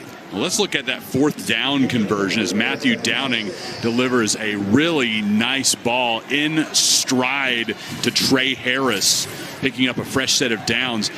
Rice, the 2nd best team in the country on 4th down conversion percentage defense going into the day.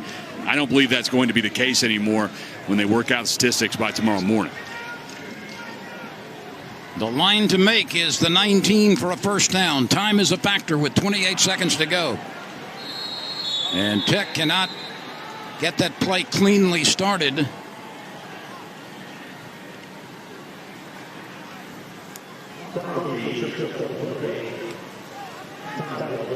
The Bulldogs take a timeout. Parker McNeil is 5 for 11 for 60 yards. Louisiana Tech has one timeout remaining.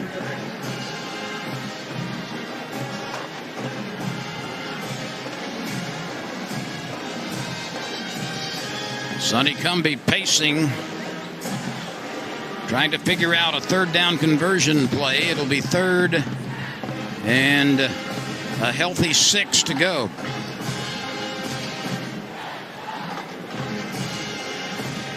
(7-0) Louisiana Tech, 10-0 Louisiana Tech after its first two possessions in the first quarter. But then the Bulldogs' offense became mired in amber. And Rice, despite several long drives, could not get into the end zone before McCaffrey caught a touchdown pass a couple of minutes ago. And all of a sudden, we've got a one-possession game as Louisiana Tech tries to stretch its 10-7 lead in the final seconds of the second quarter. Stack receivers at the top of the screen. Downing, clapping for the ball. Looks, fires, dropped on the sideline. That probably would have been a first down. Smoke Harris had his back to the boundary, but could not make the play, and that's his second drop today. You have a backup quarterback in there trying to make things work and puts the ball perfectly on usually a dependable receiver's hands. And you're right, Lynn. He grabs that ball. He falls forward. Fresh set of downs with 20 seconds to remaining. And instead, Louisiana Tech will have to try for 3. And Buck Buchanan, who's already hit one from distance, will try this one from officially it may be 42. Angle right against the wind.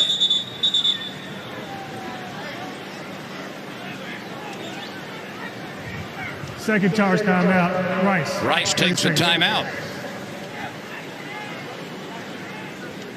Trying to ice Buchanan before this attempt. Buchanan already has struck a 48-yard field goal. And this one will be shorter, but against the wind.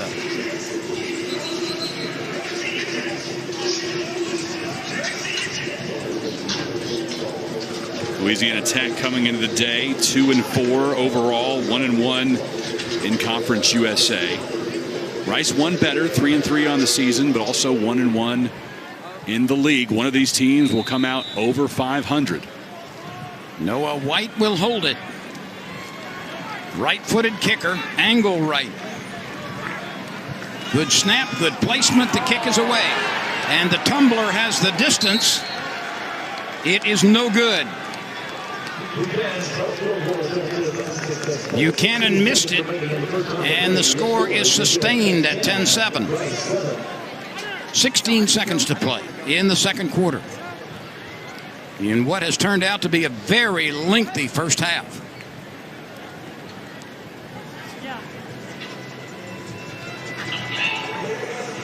We get started at 2:05 local time. Going into 3:40 now before we hit the halftime break. And Rice will put out the formation showing they're just going to kneel the ball to end this one and send us to halftime.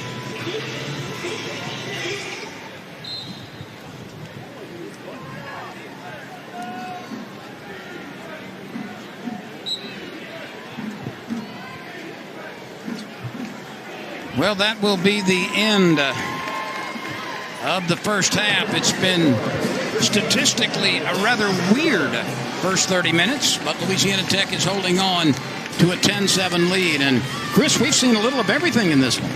Well, Louisiana Tech A lot less possession. We pointed that out several times. 5 fewer minutes, but it's the Bulldogs out in front.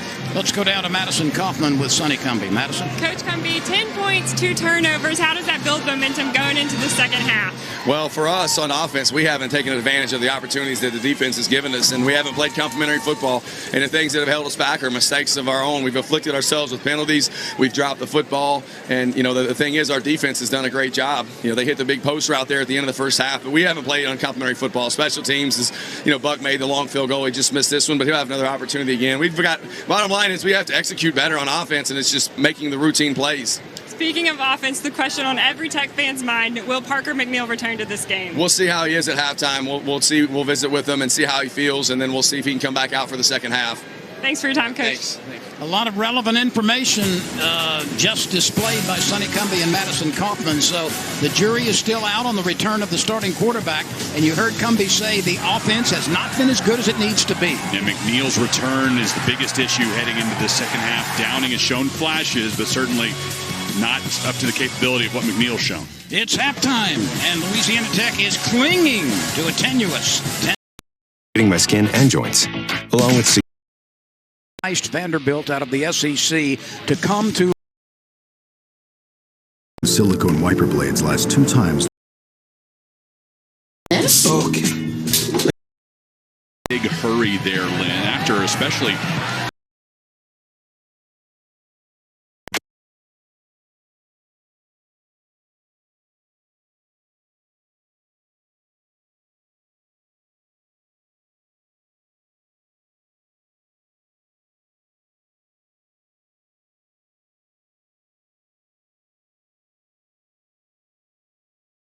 Big hurry there, Lynn, after especially Rice. Extra point is up, and it is. Earn 10x miles on hotels and find your easiest. Gotta snap.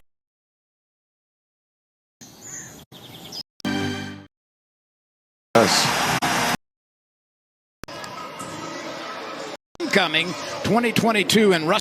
Rice and White will kick it off to Louisiana Tech as we get the third quarter started. So, Chris, we're about to see what offensive adjustments were made by Louisiana Tech at halftime and how effective they can be. Smoke Harris watches that one sail through the back of the end zone. Let's look at some first half numbers.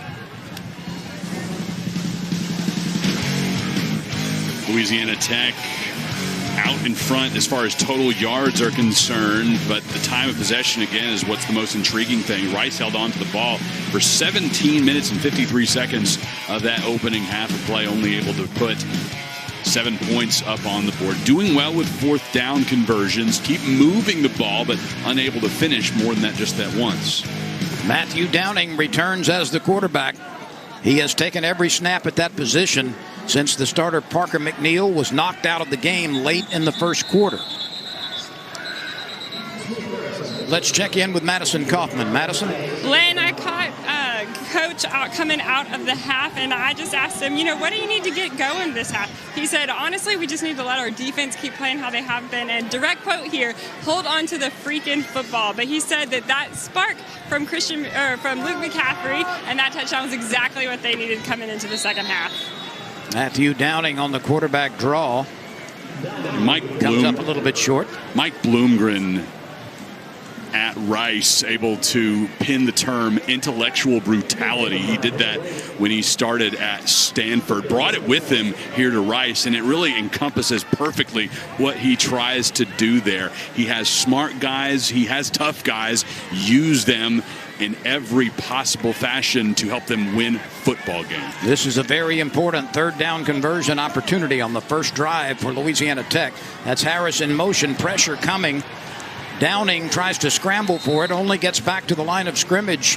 And so Rice has bowed up with its first defensive opportunity here in the third quarter, and the troubles for Louisiana Tech's offense continue. And with Matthew Downing under center, we neglected to mention that he comes out for this opening drive here with McNeil still nursing what's a shoulder injury, and with him not coming out here for the second half, that doesn't give you a whole great deal of confidence that he'll be able to play at all. Looking to see if he's still in pads or has moved into street clothes. That ball is out. Louisiana Tech is scrambling for it.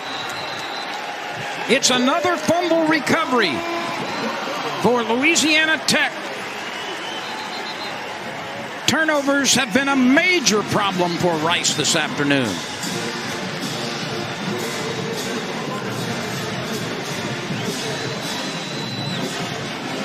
Roderick Calhoun, we've called his name a lot defensively for Louisiana Tech, and he's in the mix here to pick the ball off the turf, off a bounce.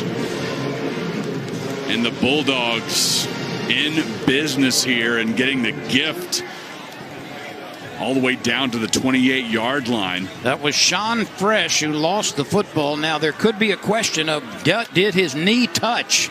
Was he down before the fumble? Right now, play continues. 1st and 10 from the 28-yard line. The handoff goes to Jarvis Thornton. Thornton able to keep pushing that pile. Great effort by Thornton. His first carry of the day, Lynn. He had 6 last week for 25 yards. Louisiana Tech speeds its offense now. 2nd down and about 4. And a chug run again. Louisiana Tech getting up quickly as Thornton on back-to-back carries has picked up 1st down yardage and then some. And there is an injured Bulldog.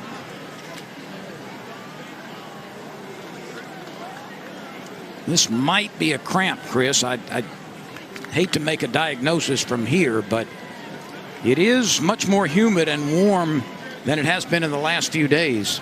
No doubt.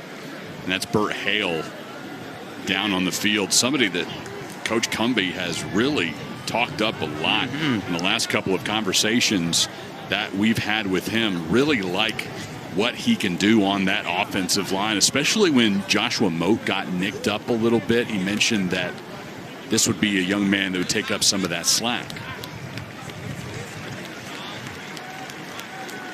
Hale walks slowly to the sideline. We'll see if he's able to return. Burt Hale is out of one of the smallest cities, towns, burgs in Louisiana. Epps, EPPS. An Oak Grove Tiger. Now, Epps may be tiny, but you follow high school football in this state, you know the name Oak Grove. Oh, yeah.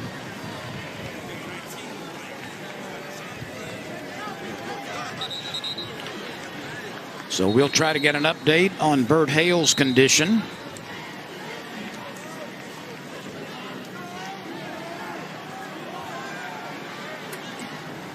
I believe it's Moat now at center.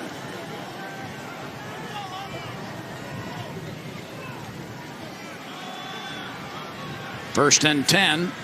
Bulldogs go to the ground again without the previous success. That injury kind of slowed the pace. Louisiana Tech was cranking out 1st downs and getting to the line of scrimmage quickly. Jarvis Thornton on that last carry.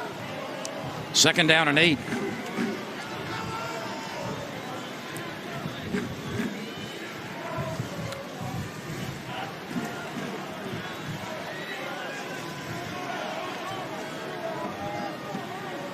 Two receivers at the bottom of the formation. Smoke Harris in motion. A fake to Smoke. Pressure coming. Throw over the middle. Caught. Touchdown. Nathan Jones.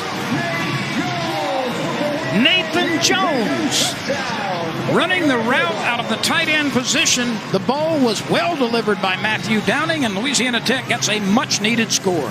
The sophomore out of Malakoff, Texas, making the grab. His first career touchdown for Louisiana Tech. And it comes with 11:49 remaining in the 3rd quarter. The extra point is up, and it is good by Jacob Barnes. So Matthew Downing puts one right on the hands of the tight end Nathan Jones, and Louisiana Tech extends its lead with its first score in a while. 17-7 now.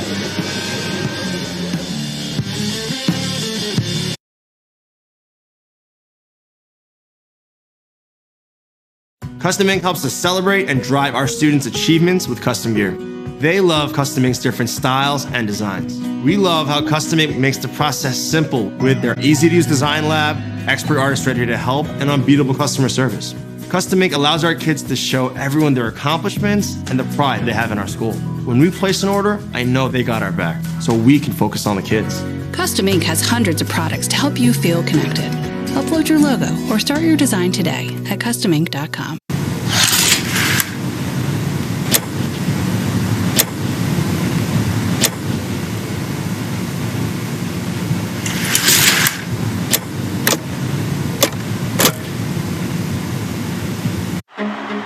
This might be the most emotionally charged match of the modern era. So Black Girl Hockey Club is all about building a community within the community.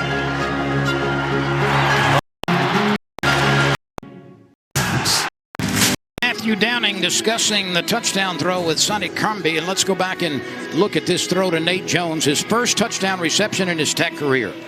Yeah, really nice job, especially with Downing facing pressure and falling away to be able to put that ball on the money to the young man who transferred into the Louisiana Tech program from Trinity Valley Community College. That was a really well-developed play. The delay by the tight end, he found the open spot. And remember, Louisiana Tech is without the services of one of the best receiving tight ends in the country, and Griffin Hebert. He's in the boneyard for a while.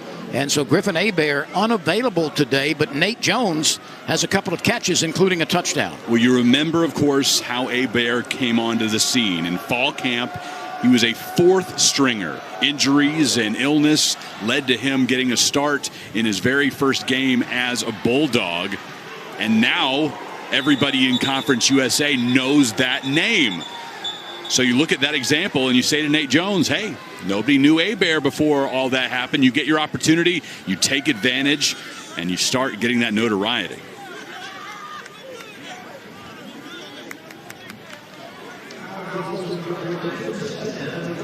The Owls, who trailed in the first half by 10 points, basically through the first half of the first half, trailed by 10 points again. T.J. McMahon through the air, 9 for 16, 90 yards, as the signal caller for the Owls. He wants it in shotgun formation. Louisiana Tech rushes 4, now stunts. The throw to McCaffrey, caught at the 30. That's a 5-yard gain. McCaffrey has reached the end zone on a touchdown receiving route. That's the only Rice score. 17-7, Louisiana Tech trying to move to 2-1 in Conference USA play, as is Rice.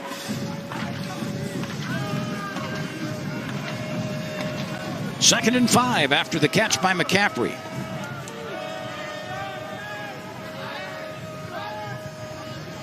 Four down linemen for Louisiana Tech. The handoff goes to Montgomery. Montgomery down the near sideline is finally run out of bounds near the 25-yard line. He's a tiny running back, but he knows what to do with the football. That is the longest running play of the day for Rice. Coach Bloomgren said it best. He's capable of these big bursts, capable of 60, 70-yard runs out of that young man. Certainly not quite as long there. 45, still a significant gain for a young man that's been battle-tested this year. So Rice is now approaching the red zone. First down at the 25. Handoff again goes inside.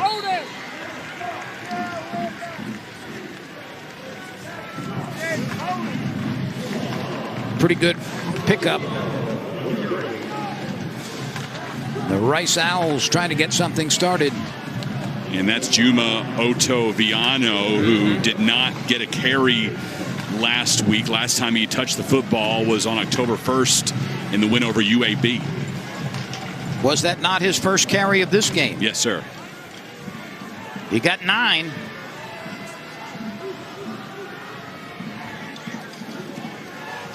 He'll try again. Makes a nice dance step as he approaches the line of scrimmage. That little jump cut enabled him to avoid the shoulder pads of a would-be tackler.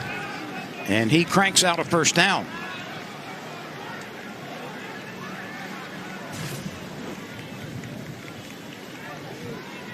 Rice puts the ball on the ground again, taking advantage of moving that line. Didn't need much. Rice in the red zone this year coming into the game. 17 of 24 in scoring touchdowns and 4 more field goals, so an 88% red zone conversion rate. This is McCaffrey from the backfield, and he's able to push forward for about 3, maybe 4. Well, Chris, this is a guy like his football playing family members that you really can profit by getting him the ball in a lot of ways. Now, he's a fantastic football player, and it's not just about that wide receiver position. Really, really dangerous, and you find different ways to utilize him, like you mentioned. I don't think they're done with that. I think they're going to have plenty of tricks up their sleeve before this year is complete. I think you're right. McMahon throws, and it is caught. Touchdown! No flags on the play, it appears. Rosner right there for the touchdown using his 6'5", 204-pound frame. Look at the reaction from Miles Brooks on this play. On defense here, guarding pretty well, but he's calling for the push-off there. Immediately looked to the official and said, what about that? And no yellow flag coming out. Touchdown, Rice. 6 plays, 75 yards. Rice quickly answers the Louisiana Tech touchdown. The extra point is knocked through by Christian Van Sickle, and we suddenly have a very tight game again. Rosner getting one-on-one coverage, uses his big body, and makes the score a bit closer.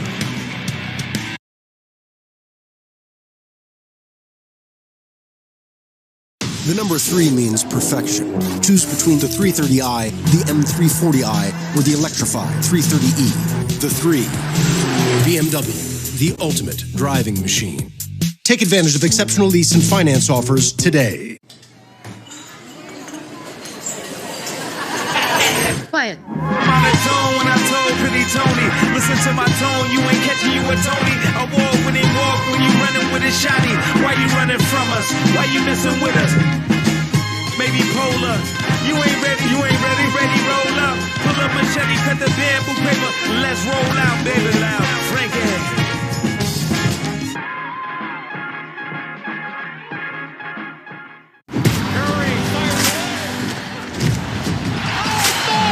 You gotta be kidding me! You gotta be kidding me! Here's the thing about the good times in life. We don't always realize we're in them. When greatness is unfolding right in front of us. When superstars, rising stars, jokers, and freaks collide. This time could be up there with the greatest of times.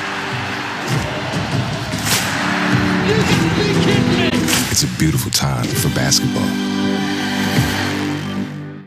The Mexico City Grand Prix. Sergio Perez wins. Viva México! Now time for some tequila.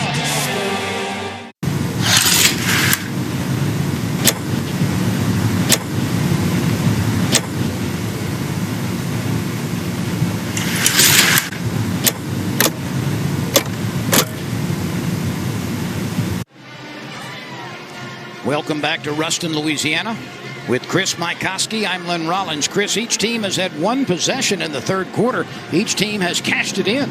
Yeah, doing a really nice job on both sides driving down the field. We saw some of the explosiveness of the Rice offense that hadn't really come out to play yet until now.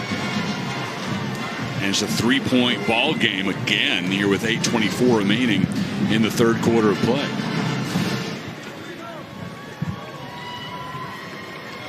Louisiana Tech set to receive, sporting these Columbia blue uniforms today. A nod back to the national championship team of 1972.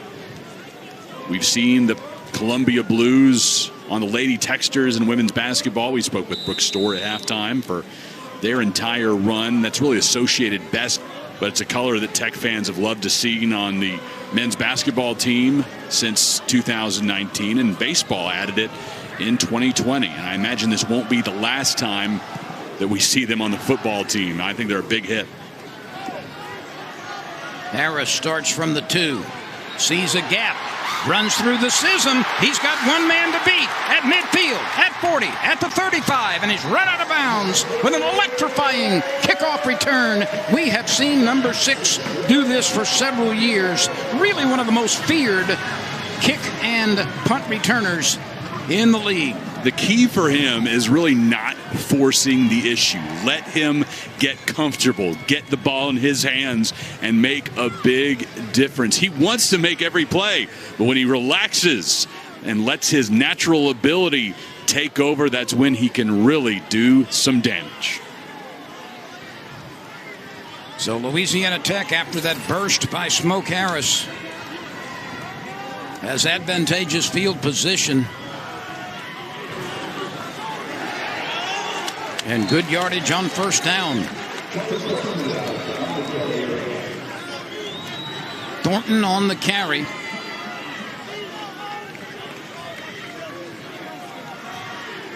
Louisiana Tech again has accelerated the pace, getting to the line of scrimmage.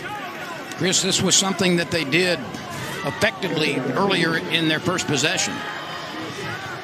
And putting the ball in the hands of Thornton again. He's a sophomore out of Baton Rouge. And Louisiana Tech right now seems to want to establish its will with the ground game. It's going to bring up 4th and very short. 4th and less than a yard. Crosby will be in the backfield here, the leading rusher for Louisiana Tech so far today, 72 yards. 24 yards coming from Thornton. Louisiana Tech has converted 2 4th downs in this game, needing less than a yard. The handoff straight up the gut by Crosby, and he carries the pile forward and falls down in first down territory. So Louisiana Tech 3 times on 4th down has been good on conversions this afternoon in Ruston. Well, Louisiana Tech, one of their goals heading into the week was additional production out of the running game, and hoping that at some point Crosby can duplicate the kind of performance he had against Stephen F. Austin here at Joe I.A. Stadium, where he ran for nearly 200 yards.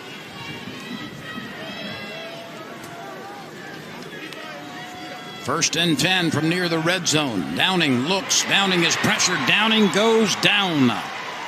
Downing was overwhelmed defensively, and there was no chance for him to escape.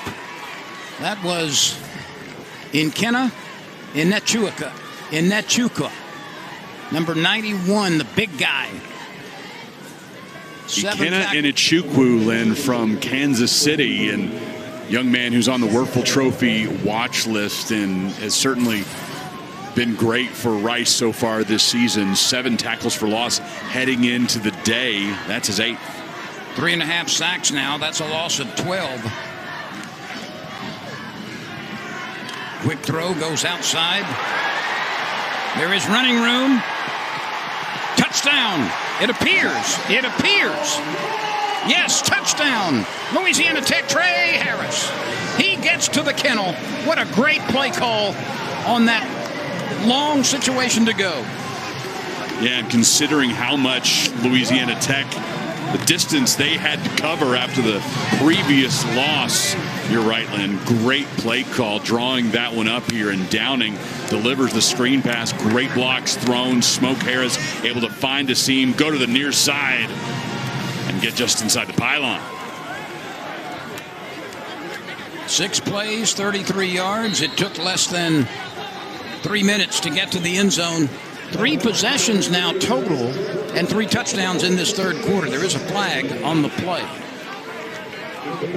And apparently it will be against Rice. So the kick will stand. It's 24-14. Tech has reestablished its 10-point lead. It's the 3rd time in this contest that the Bulldogs have led by 10.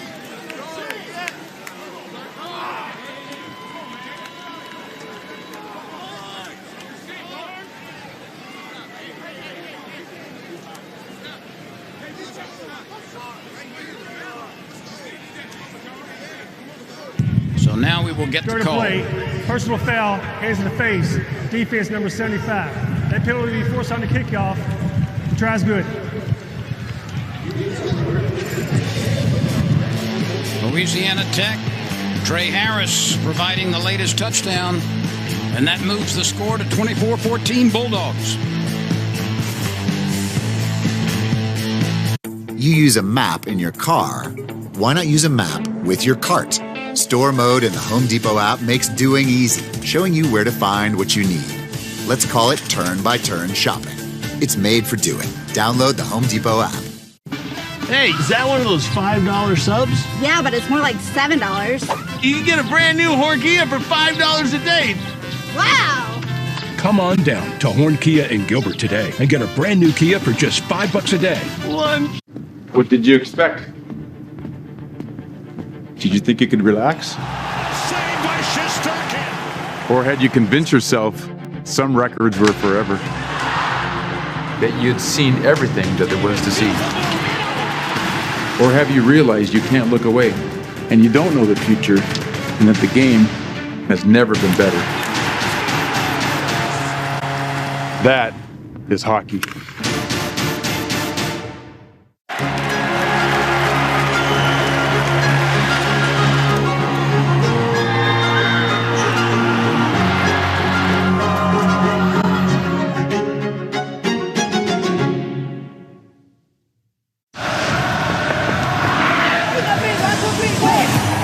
The 2022 MLS Cup Playoffs.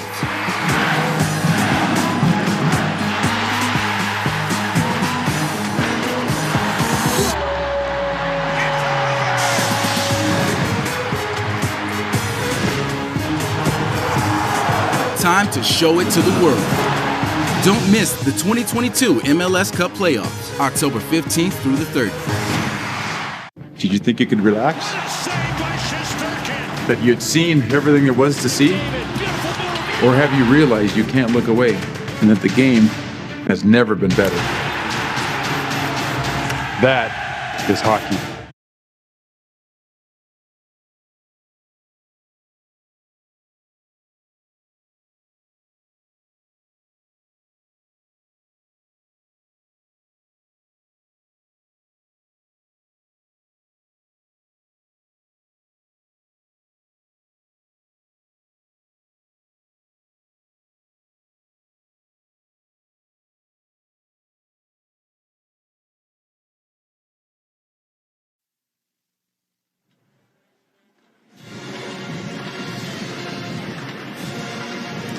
(24-14), Louisiana Tech over Rice. The Matthew Downing, the Trey Harris connection works out for the Bulldogs. This is after Louisiana Tech was knocked back significant yardage. They set up the bubble screen to gain back some of that yards. Ends up being everything they need to get 7 points and extend the lead to 10.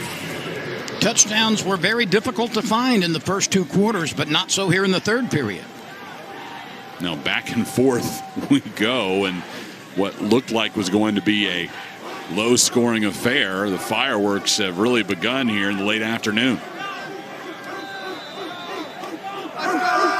Jacob Barnes will roll it with the left foot. This one bounces over the head of the deep receiver. And that worked out pretty well for Louisiana Tech on the planned four hopper.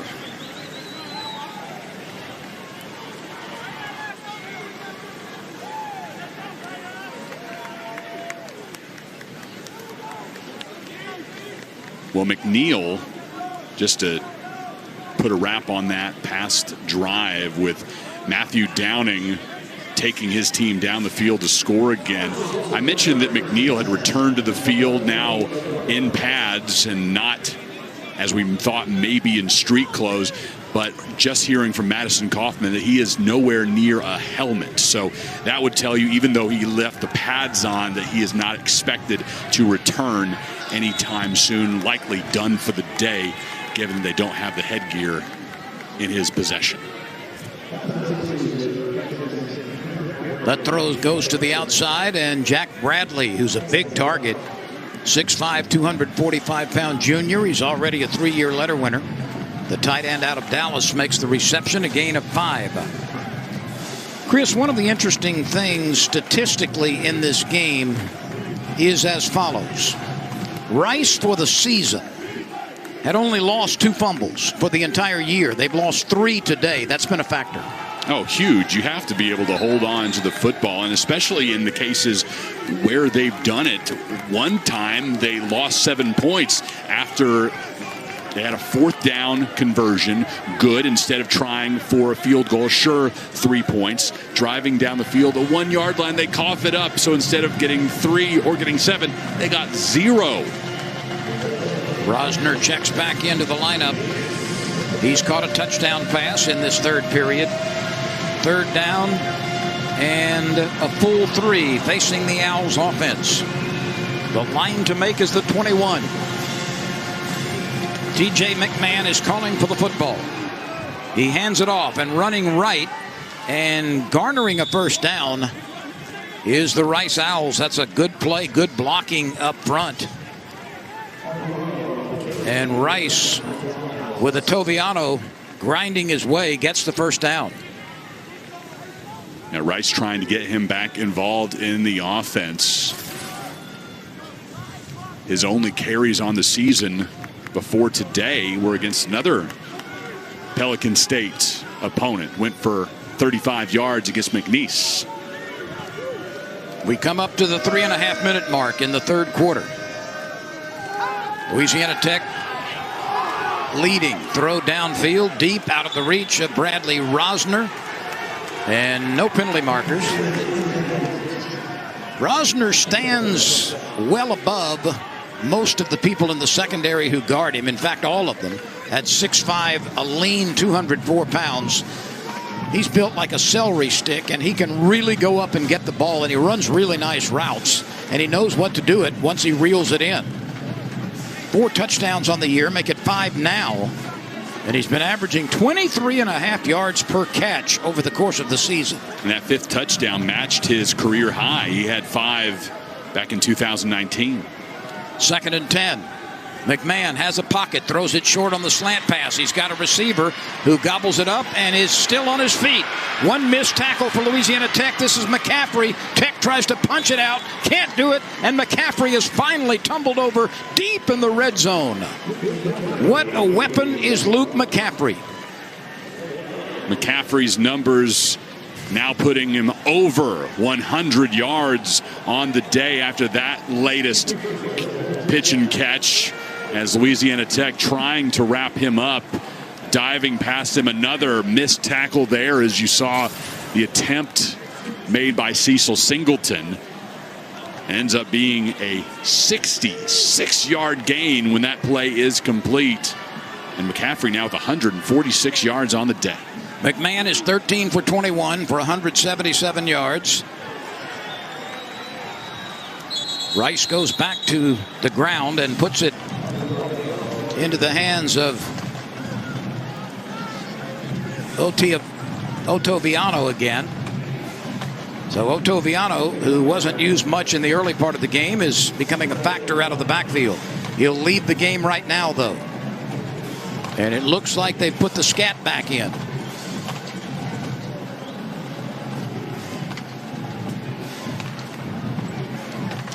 Cameron Montgomery is in the game. He's the guy with the burst out of the backfield, standing at the left of McMahon. He goes out into a pattern. He's got a linebacker covering. McCaffrey is open. McCaffrey steps into the end zone. Touchdown, Rice. And a beautifully developed play, Chris, because there were 2 choices for potential touchdown receivers. You just put it right in the hands of McCaffrey. He was a good 3 or 4 yards in front of Carabin when he made that call, made that catch rather, and had an unencumbered route to pay dirt along the left side. Makes the catch at around the 7-yard line, and nobody comes even close to putting a finger on him. 7 plays.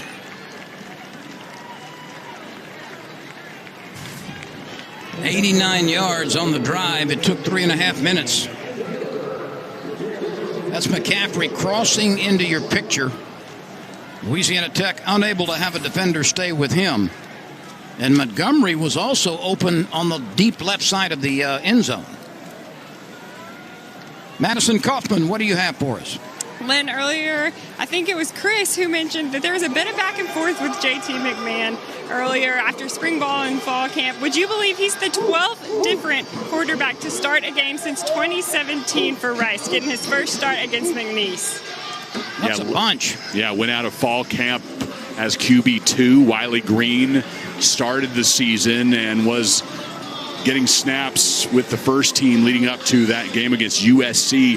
Hurt out in Los Angeles in that loss against the Trojans, and it's been TJ's job ever since then, and had some flashes of brilliance. Certainly, he's not perfect, not fully polished, but really, when you look at the gap there between him and Green, it didn't give the Rice coaching staff a ton of pause because he was so close to being QB1 there. It was just by the slimmest of margins that Green won the job. Here's the question of the afternoon. Will Rice kick it to Smoke Harris and let him unleash for another long return? Harris is standing at the 5-yard line. The kick goes the other way. And Louisiana Tech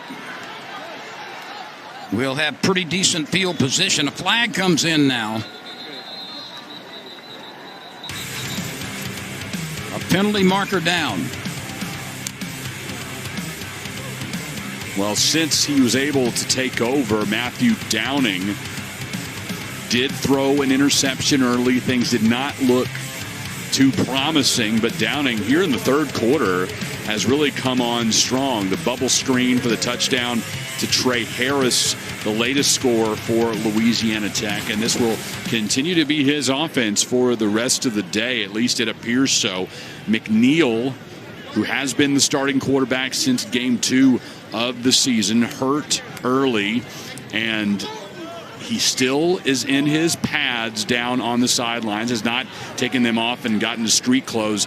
But Madison Kaufman telling us that he doesn't have his helmet anywhere nearby, and usually that would indicate that he's done for the day.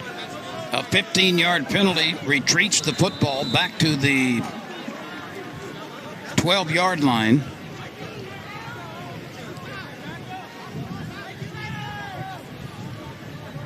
Downing motions, Smoke Harris in motion to the right side. The lob pass down the middle to an open receiver. It's caught, and then falling down at the 45 is the Louisiana Tech receiver. Cyrus Allen making the catch back into the game after missing the USA and UTEP games. He returned last week for a couple of catches, including a 31-yard reception, and here against Rice gets the big gainer. And another throw is headed downfield, and it's incomplete again to Cyrus Allen. Well, Chris, before the injuries to Cyrus Allen, he was leading the country in yards per catch.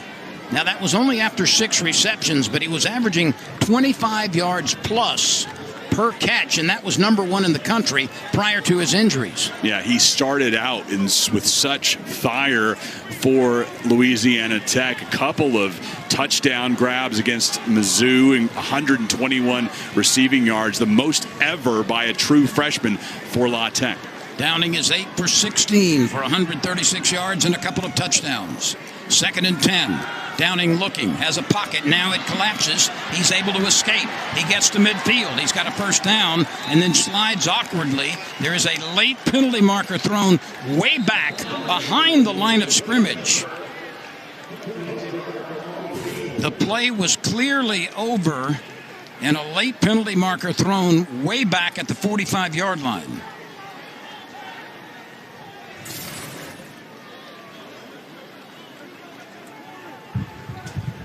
Personal foul, unnecessary roughness, defense number 75. 15-yard penalty from the end of the run, automatic first down. That's a major penalty assessed against Blake Banish, a redshirt freshman nose tackle.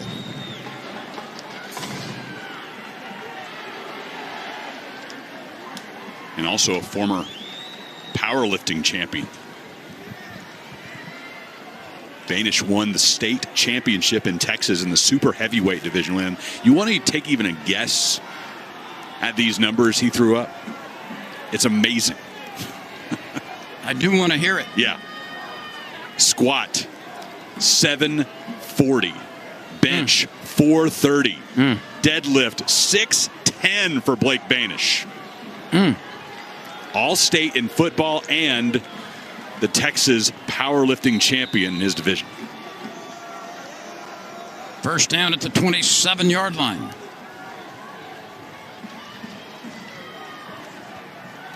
A quick release, ball tipped at the line of scrimmage and then still caught. Smoke Harris was able to react to it after the ball was tipped in the line of scrimmage. Louisiana Tech was fortunate that a Rice defender wasn't there to pluck it. No doubt about it. And Harris able to come back to the football to keep his eye on it. And short gain, but again, better than the alternative, as you mentioned, Lynn. 9 times out of 10, it seems, probably not that often, but the ball's tipped at the line of scrimmage, and the defender typically has a great shot at it. Every possession here in the third quarter by both teams has resulted in a touchdown. Less than a minute to play in the third stanza. Downing calling for the ball. Downing hands it off to Thornton.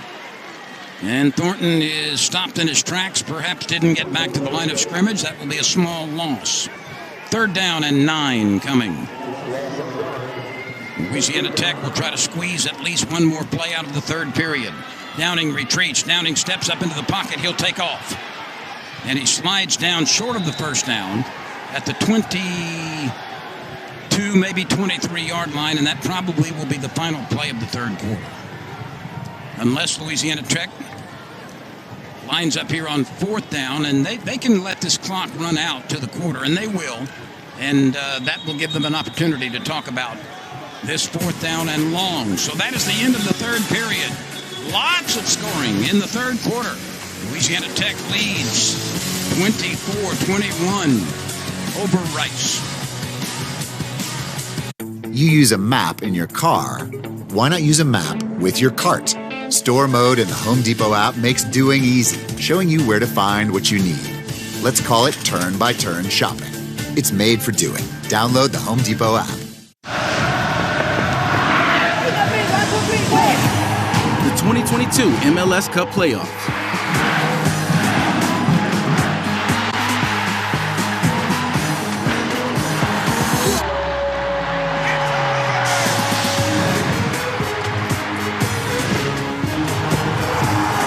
Time to show it to the world. Don't miss the 2022 MLS Cup Playoffs, October 15th through the 30th. Everyone is ready for Monday Night Football. The Chicago Bears square off with Belichick and the Patriots.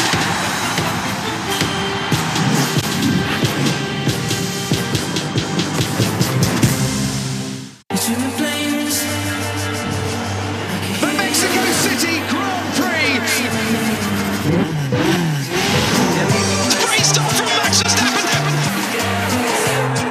Yes, he got that back.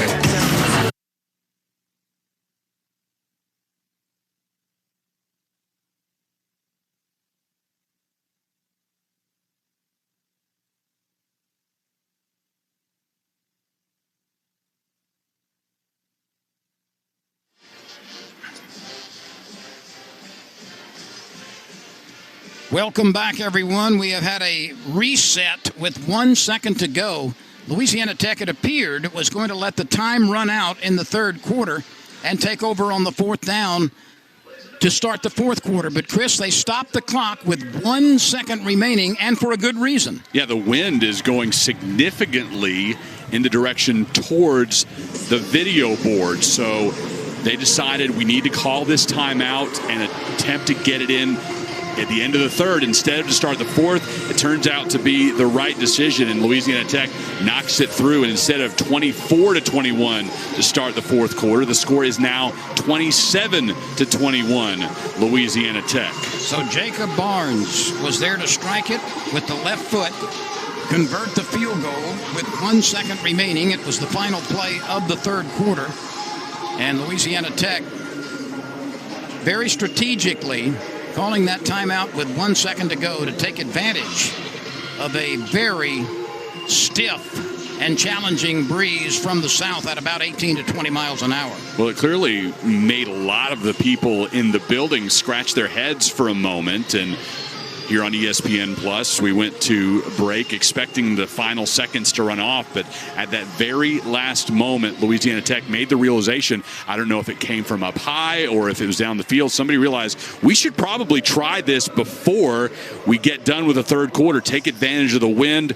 They knock it through and go up 27 to 21, and that could end up being crucial when this game is complete.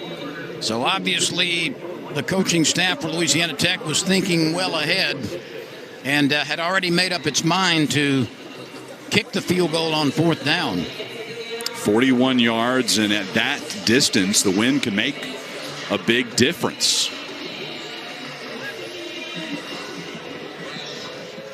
So we wait for the start of the fourth quarter. And Chris, on every possession by both teams in the third period, somebody got a touchdown or a field goal out of it. And that was very difficult to come by. Points were difficult to come by in the first half. Yeah, there you can see the wind blowing towards the video board the way that Louisiana Tech was going when they knocked that field goal through. And you're right, Len, after what felt like fairly stagnant offenses there for most of that first half, to be able to come out and trade blows the way these two teams did in that third quarter was remarkable to see, especially given what Louisiana Tech has currently with Downing, the backup quarterback, coming into the game. And it started off rough, but now the numbers look significantly better. 9 completions on 17 attempts for 138 yards, 2 touchdown passes. Did throw that 1 interception early in his time today, but in relief, I think this is what Louisiana Tech expected out of him. Maybe not the outsiders, but the coaching staff had full faith in what Downing can do. Madison mentioned it. This coaching staff thinks that both of these quarterbacks can lead this team to great things.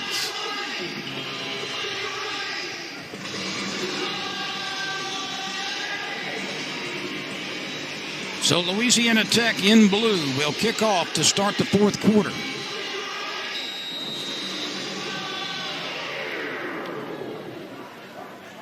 Bask in the glory of these beautiful Columbia blue jerseys for 15 more minutes, Lan. A bouncing kick takes a left turn, and that will give Rice a very advantageous starting position. Pretty uniforms, not a pretty effort there on special teams, and Rice will have a significant advantage here to start the drive with the offense clicking to give them first down. Additional yardage. They'll mark it at the 35 after the kick took a left turn. We've got a 6-point game as we start the fourth quarter. Louisiana Tech on top, homecoming 2022. T.J. McMahon out of Anaheim, California, accepts the snap on the first play of the fourth quarter.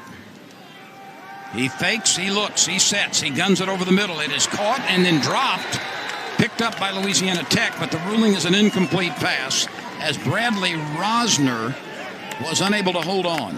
And Cecil Singleton with fantastic coverage right there. The young man from Cincinnati, Ohio, on the big playmaker Rosner, and reaches in that right hand. Rosner juggled for a moment there, couldn't hold on.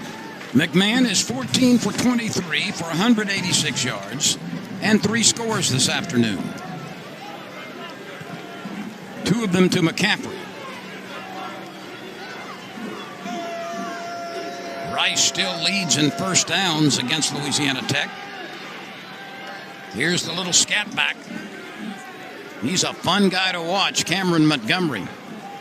Montgomery was averaging, Chris, a remarkable 7.8 yards per carry coming into this game with 1 touchdown. One of the hardest workers throughout the course of any practice week, according to Coach Bloomgren. And it all pays off on game day. That's when you get the reward.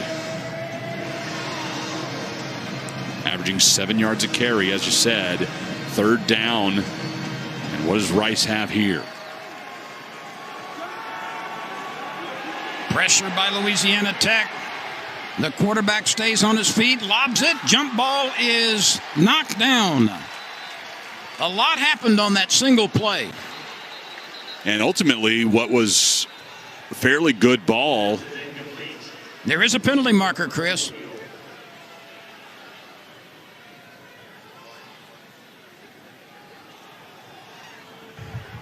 After the play, unsportsmanlike conduct, defense number 2. Wow. Taunting.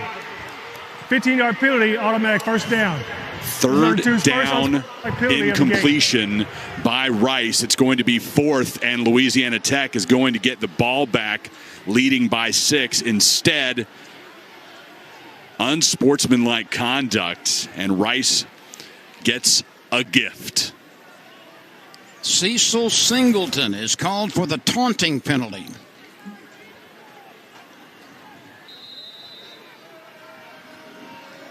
So taunting has established Rice with the football and a first down at the 44. And clearly Coach Sonny Cumbie thinking that was absolutely the incorrect call right there, but get back focused here, and Rice now has a chance to take the lead on this drive again. The Owls stay on the ground, and cranking out 3 or 4 is Ottaviano. We have seen him emerge as a running back as this game has progressed. A gain of 3, 2nd and 7. The line to make is the 34. 13:42 to go in this 4th quarter. Homecoming 2022. Rice, with a touchdown and an extra point, could take its first lead of the day.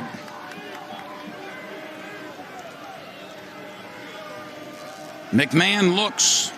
That's batted up into the air, knocked down at the line of scrimmage. Well done by that Louisiana Tech defensive front. And Chris, that was maximum coverage in the secondary, so the guys up front applied the pressure. Yeah, coming unabated there and knocked away. Is that Hugh Davis? By Hugh Davis, yes.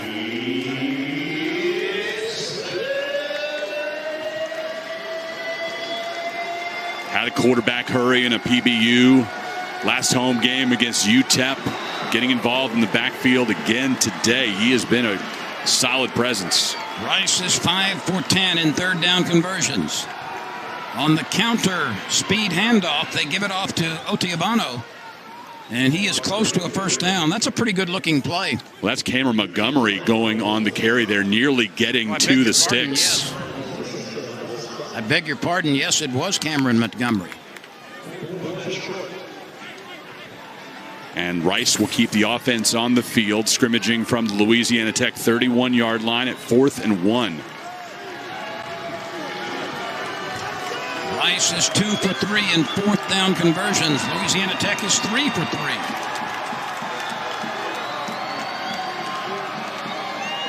Here's the handoff up the gut. And a penalty marker is down. The first down yardage was obtained, but there is a penalty marker in the backfield. And Uriah West with a perfect leap over the line to give what would appear to be a Rice first down, but that flag coming in right as the snap was made.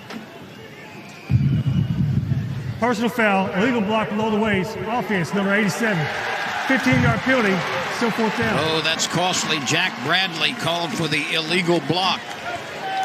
The tight end blocking below the waist. And that's potentially a game-changing call right here, trying to find him in the scrum.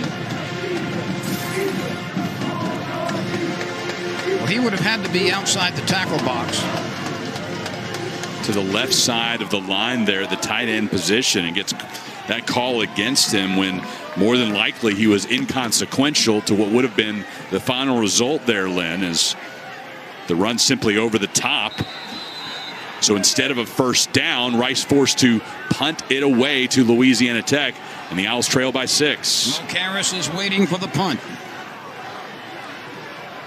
Connor Hunt will bang it. He's averaging a little less than 42 yards on the season. This is a beauty. Harris decides to let it bounce in the end zone. A 50-yard kick, no return. And we will come back. Louisiana Tech with 12:32 remaining in the fourth quarter as a lead, but only by 6. When it comes to doing, getting what you need starts with our app. Need it today? Pick it up curbside. Need it to you? We deliver. Your trunk? Our trucks. However you get it, we've got you. It's made for doing. Download the Home Depot app. Everyone is ready for Monday Night Football because you have to be ready to make a statement. Today we got one mindset. Get a win. Chicago is ready to bear down. We're cooking with grease. We're cooking with grease. The Patriots are ready to do their job. We just got to keep doing that. That's exactly what we want to do right there. The Chicago Bears square off with Belichick and the Patriots.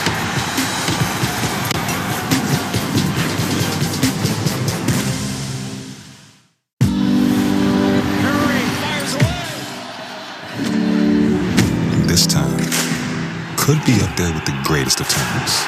And it starts now. You gotta be kidding me!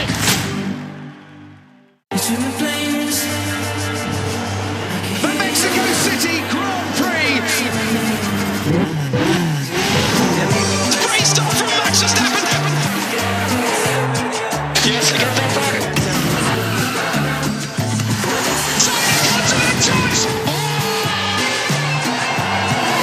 Sergio Perez wins. Viva Mexico. Now it's time for some tequila. The Mexico City Grand Prix. Sergio Perez wins. Viva Mexico. Now it's time for some tequila. Thousands of games, including the one you want. The moments no one has but us. The plays no one has but us. That is hockey on ESPN+.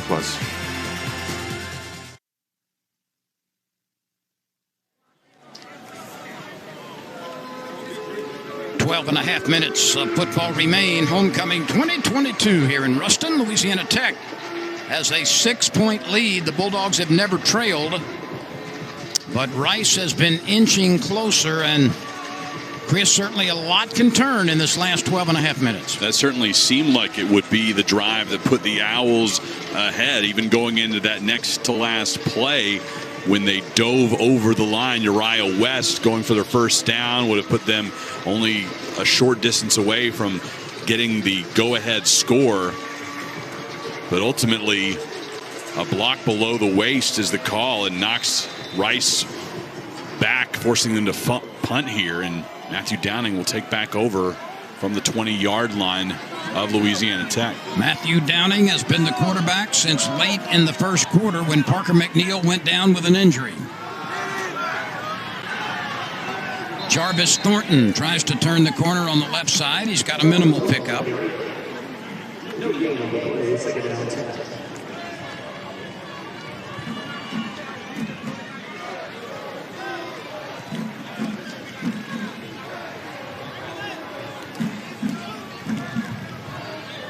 Downing has thrown the ball 17 times. In the quarterback relief position, he's completed 9 for 138, a couple of touchdowns. And Chris, a lot of his inaccuracy came very early. It did. He's cleaned that up quite nicely here, especially in the third quarter. Now let's see what he can do in the fourth. He fires again. He's got Trey Harris. Trey Harris turns and is knocked down at the 27. That's short of a first down by about 3 yards. And Trey Harris is slow to get to his feet. Let's check in with Madison Kaufman. Madison? Well, and this receiving core is certainly having a productive day for Louisiana Tech. Unlike last week, they didn't get the ball too much. One of the things Sonny Cumbie talked about was they're a team that wants to show their loyalty when they don't have the football, and he really praised this receiving group for being able to do that. And he considers that, blocking when you need to, running to the ball, even at the end of a play, and he really praised this group for the way they do that. That's a good point. And, of course, he was the trigger man, as at one point the leading passer in the country, going from walk-on to number 1 in the country in passing at Texas Tech. And he's turned that into a coaching career with such explosive offensives where the quarterbacks and wide receivers are generally on the same page, making a lot of noise. And today, Trey Harris, 7 catches, Smoke Harris, 5. Past that, not a ton of involvement. So you have those 2 main targets getting the bulk of the catches. It's Joshua Moat over the ball at center. Downing is flushed. Downing sidesteps one defender, but he cannot get rid of another. And Rice rises to the occasion as DeBraylon Carroll, the defensive tackle, carrying 283 pounds on a 6-foot frame, makes the hit on the quarterback. And Downing took a pretty solid lick there as well and appeared to be a little slow to get up himself, which would put a lot of fear into Louisiana Tech fans to potentially have to go to a 3rd QB in this rotation. McCready will punt it. Big rush. He gets it away. It's a wobbly kick. Fair catch is made at the 36-yard line.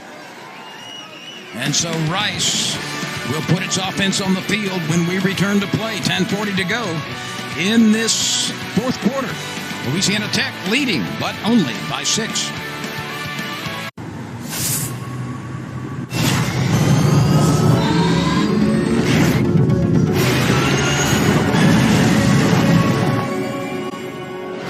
Ion. Electrified. Hungok Tire. You use a map in your car. Why not use it's made for Here's a pool. Over 15. 4th quarter. Louisiana Tech 27, Rice 21. The Owls have the football with a first down at their own 36-yard line. Madison Kaufman, Chris Mykowski, and Lynn Rollins with you today. Thank you for spending some of your Saturday afternoon with us. And we've got a good one going here as Rice has emerged after a very slow first 2 quarters offensively. The Owls have found a prosperous gear here in the 3rd and 4th quarters. No, those early possessions for Rice, they weren't able to put much of anything together. It wasn't until the very end of that 2nd quarter when McMahon hit McCaffrey in the back of the end zone, they finally got on the scoreboard. But it's been solid production all throughout the 3rd quarter and into the 4th so far. Huge series here for both teams. McMahon keeps it after faking to Montgomery, and he's got some running room. He's behind the secondary. He is all the way to the end zone. T.J. McMahon, after faking to Cameron Montgomery, found a schism in the middle of that defense and took it to the end zone. And this, pending the extra point, will be the first Rice lead of the afternoon.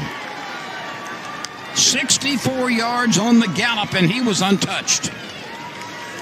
Previous to this, Lynn, his longest rush of the season, just 20 yards, and the Owls win over UAB. And here he rushes to glory from 64 yards away.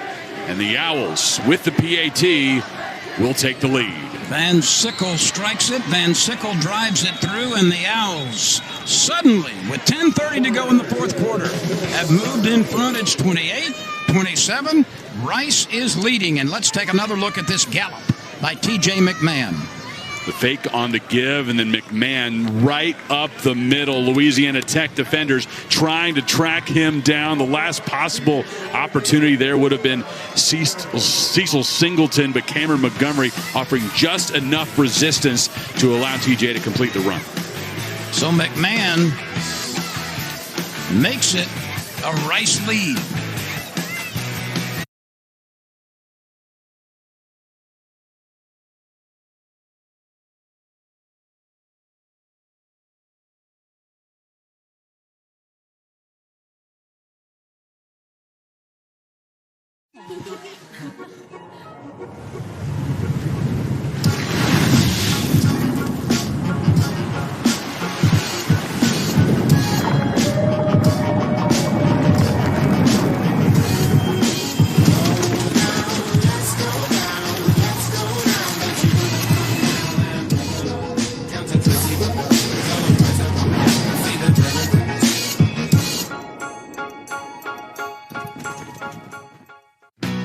DR Leaf and Lawn Vac to work on your property. The DR rides behind your lawn tractor and inhales everything. Unloading takes just seconds. No lawn tractor, no problem. Our new Pilot XT models fill disposable bags for curbside pickup.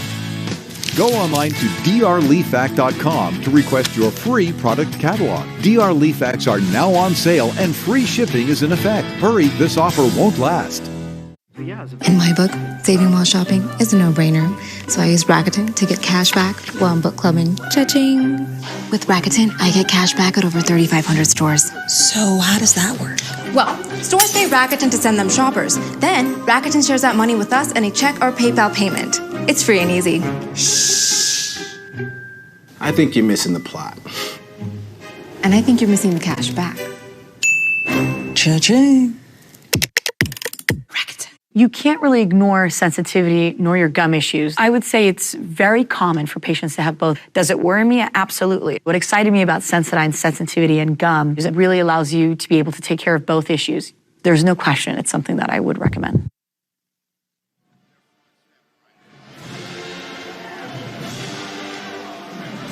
For the first time this afternoon, Rice is on top of the scoreboard, 28-27 over Louisiana Tech. The latest touchdown coming on a 64-yard burst up the middle by quarterback T.J. McMahon. T.J. McMahon coming into the day, 34 total rushing yards on the season. That one run alone for 64 yards. And with a point after touchdown added, the Owls have their first lead at 28-27. And that's the 11th rushing touchdown for Rice this year. Broussard had 9 of the previous 10. And McMahon has the other 2. You see the wind has been sustained at about 18 to 20 miles an hour, sometimes gusting 25, 26. And on occasion, the ball has been blown off the tee.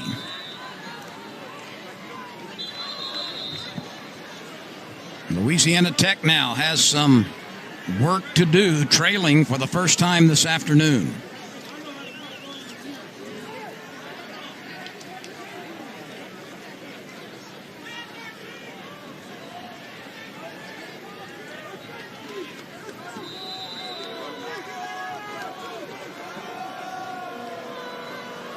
Matthew Downing, despite a hard hit to close out that previous drive, is set to return to action here when Louisiana Tech begins its offensive series.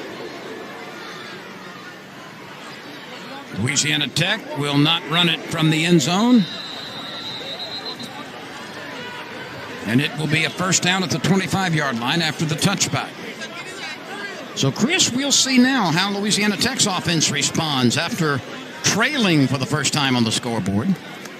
And did that long run by McMahon energize the Rice defense? You have to think they're feeling really good on that Rice sideline right now. A lot of energy, a lot of momentum for the visitors from Houston. Both teams have been good offensively since the halftime break. Downing slings it out, and it's dropped by Harris. That's his 3rd drop of the game.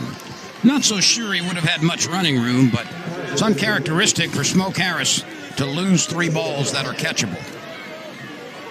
No, and when you want to get this backup quarterback comfortable, you have to do your part to help him matriculate down the field. A dropped ball on this first attempt, tough to take, and now a 2nd and 10 situation.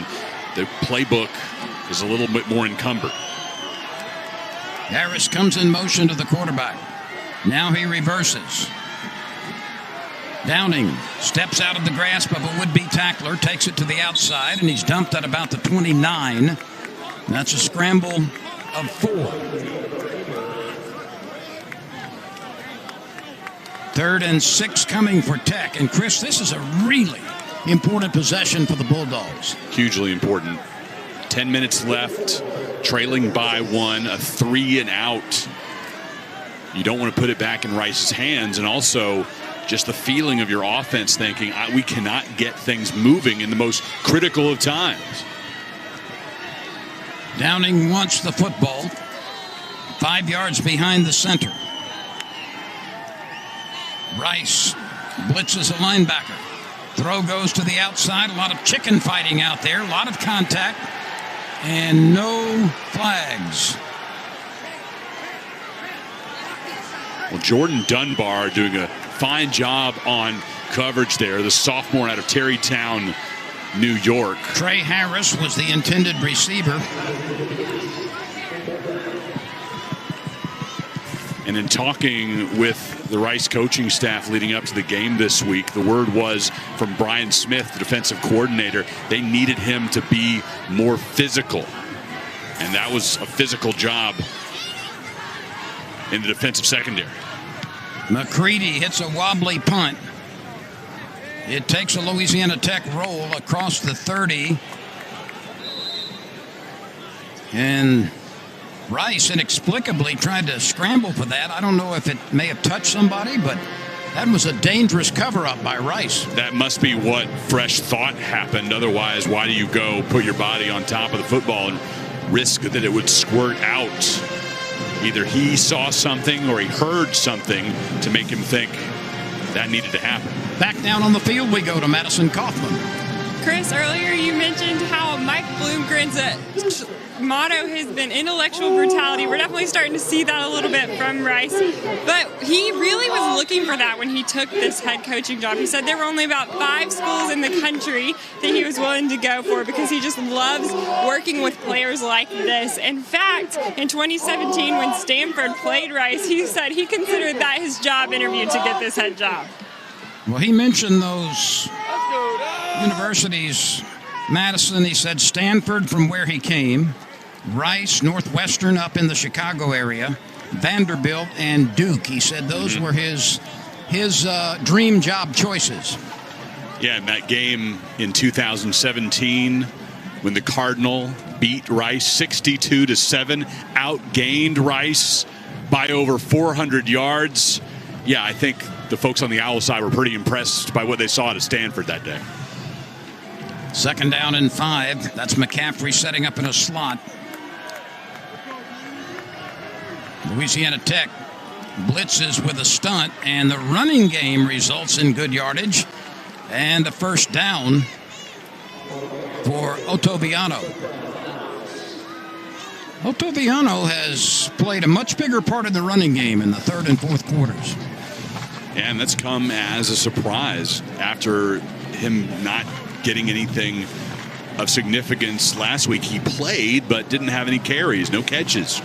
No times in the kick return game did he gain possession of the football. And you have to go all the way back to the game they played against FCS McNeese to find any statistics from that young man out of Arlington, Texas. First down at the 41. Blitz coming for Louisiana Tech. Inside handoff. Otoviano again. And he's able to weave his way across the 45 to the 46-yard line. That will be a 5-yard gain. And it comes with 7:50 to go in the 4th quarter. Now remember, Chris, a year ago, Louisiana Tech in the 4th period held a 10-point lead over Rice with 6 minutes to play and could not hold it. And then it was T.J. McMahon who energized those drives and put Rice in a great situation heading into the offseason, really showed what he could do at the QB spot. Now it's about extending the lead, this time against Louisiana Tech.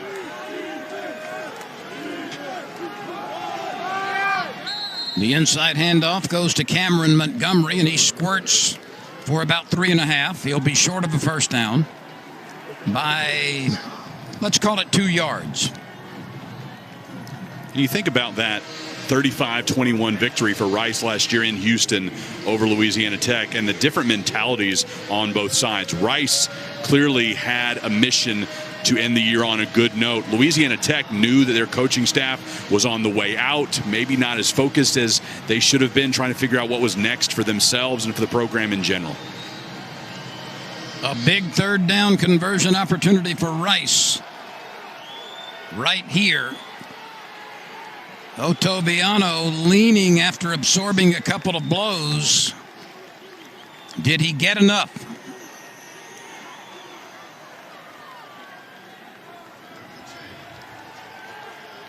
It is a first down, it appears. And this crowd is unhappy over the placement and the decision. But it's a first down at the 49-yard line. And we'll get an official review on the spot. Previous play is under review. Chris, I believe this is the first review we've had this afternoon. It is, and that's generally a welcome thing to not have these lulls in the action. So Louisiana Tech and Rice here, this call the spot, which is so tough to determine on review there. Generally, those eyes on the field in this situation, it's really tough to overcome what they see. That's Otoviano absorbing a couple of blows and leaning forward. So the Louisiana Tech really doing a nice job defensively, but did he get enough? Yeah, the ruling is placement at the Louisiana Tech 49-yard line. And from those looks, at least, I think they got it right. There are 3 officials in the replay booth. One is a communicator. There is a foreman, so to speak, who makes the final decision. And then there's also another pair of eyes to lend his or her opinion. First down.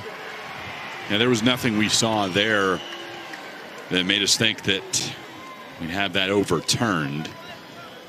Stands is an interesting word, though, instead of confirmed. Simply didn't see anything to either confirm or overturn the call on the field, and Rice will pick up the first down. 1st and 10 from the Louisiana Tech side of the 50. The nose of the football placed squarely at the 49. Rice is in quest of a 2-score lead, up by 28-27 right now. The throw downfield. McCaffrey is there. Really nice throw. Really nice catch. First down at the 29. McCaffrey continues a big day for himself. That's over 100 yards receiving for the 3rd time this year. And now he's eclipsed his career high for yardage, which was at 121 yards before the day. 171 yards now. Give T.J. McMahon a lot of credit on that throw. That's a very difficult throw from the middle of the field, down and out with distance, and not a lot of room with which to work. Here's the reverse to McCaffrey, looking for a block, gets one, still on his feet, has the first down, and uses the stiff arm to grab another yard or 2. First down inside the 20. Well, he had plenty of green space in front of him, so no need to think about throwing the football. But that's one of the most dangerous young men when it comes to reverse for potentially unloading a pass. A young man who was playing quarterback as recently as last season. So Rice in the red zone now, where coming into the game it was 17 for 24 in touchdown conversions. That's an 88% red zone scoring clip when you add 4 field goals. The quarterback keeps it, steps to the right side, and maybe gets a couple of yards before he's ushered out of bounds. Trying to run clock off, you would think the goal would be to come down before you hit that wide white line. Keep milking the clock as much as possible, but the clock will continue to run here after a brief stoppage. We haven't got to under 4 minutes left, Lynn, so I believe that's the cutoff there, so excuse me. So not an issue yet. 28-27, Rice is trying to expand a 1-point lead. McCaffrey still on his feet to the end zone, to the pylon. Touchdown. No flags, and Luke McCaffrey has turned into a one-man wrecking ball on this drive.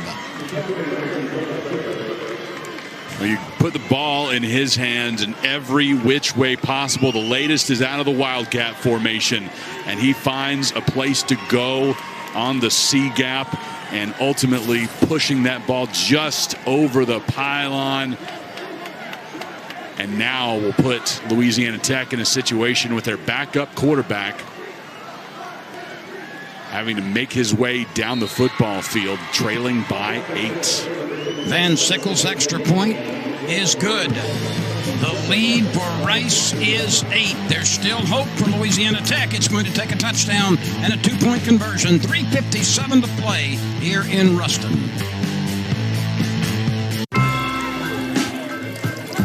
Let's make a toast. Here's to savoring every sip. I want to get that done, you know. And embracing every moment. Layla. Every unexpected, timeless moment. To turning up, winding down, and everything in between. Whatever you're planning or not planning this holiday season, we're made for the moment. What did you expect? Did you think you could relax? Or had you convinced yourself some records were forever?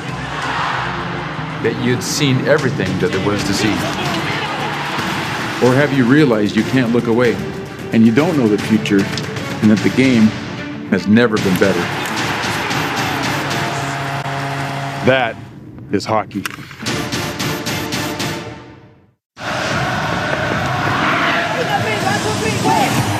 The 2022 MLS Cup Playoffs.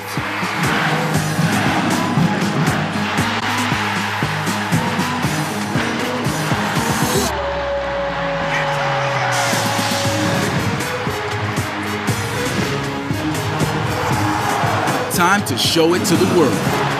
Don't miss the 2022 MLS Cup Playoffs, October 15th through the 30th. This might be the most emotionally charged match of the modern era.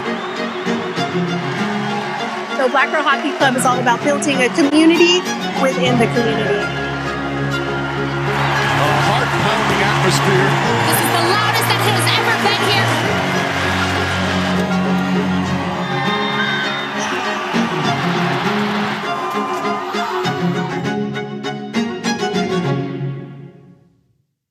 Here's the thing about the good times in life.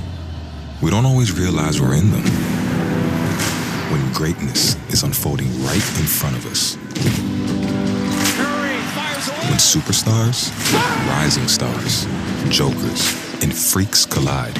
This time could be up there with the greatest of times. It's a beautiful time for basketball.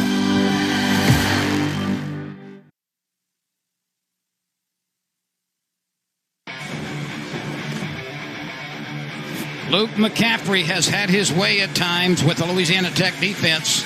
And Chris, he has done it in a lot of ways. 3 touchdowns for McCaffrey tonight. 2 of them on receptions. And another one, the latest, on the ground, taking out of the Wildcat formation and dodging a would-be tackler, getting his way to the pylon. McCaffrey's numbers are very impressive. 10 catches for 171 yards. That's an average of a 17-plus. A couple of touchdowns through the air and 3 rushes for 31 yards and a touchdown. And Rice has been energized since halftime. Rice 3 times in this game has trailed by 10 points, but right now leads by 8. And Chris, for the Owls, after being stagnant in terms of production, in terms of moving the scoreboard in the first half, they've had 5 possessions in this second half. It's resulted in 4 touchdowns and 1 punt. It's been a remarkable turnaround for the Owls, and McMahon has been driving that ship. The adjustments they made in that halftime locker room, really incredible. And Louisiana Tech now forced to march down the field down 8. They'll need a touchdown and the 2-point conversion to tie this one up. And Louisiana Tech goes to the ground on the first carry. It's Marquise Crosby trying to shake free, but just too many defenders around his knees. 3:43 and counting. Louisiana Tech has 2 timeouts to use.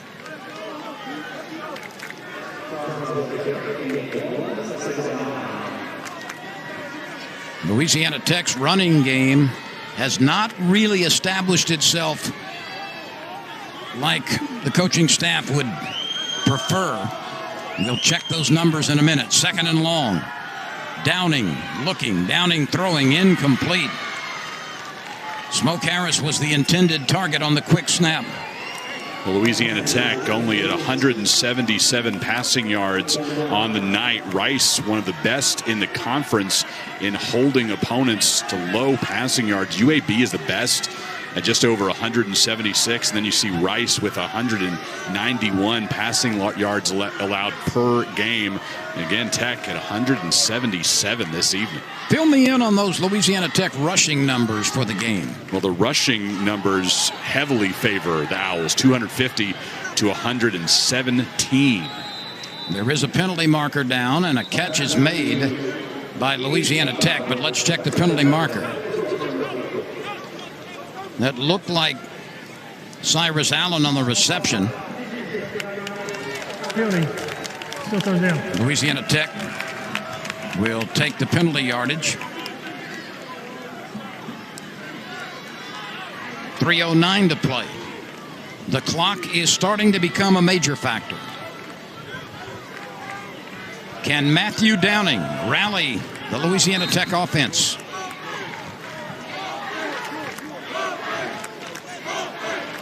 Third down and 4.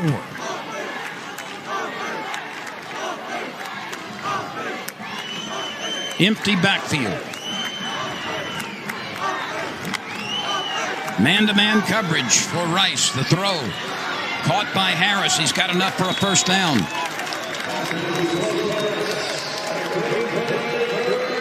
A third down conversion that Louisiana Tech was eager to obtain.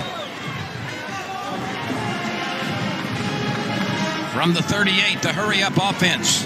The pump. The quarterback will take it and is sliced off his feet after perhaps 5 or 6. Matthew Downing decided against throwing into coverage. 2.5 minutes. Clock continues to tick. No reason for a worry just yet. Everyone's staying calm and sticking to the game plan. 2nd down and 4. 2:13 and counting. 2 timeouts remaining for Louisiana Tech. Handoff goes to the right side. And running for the first down to midfield is Marquise Crosby.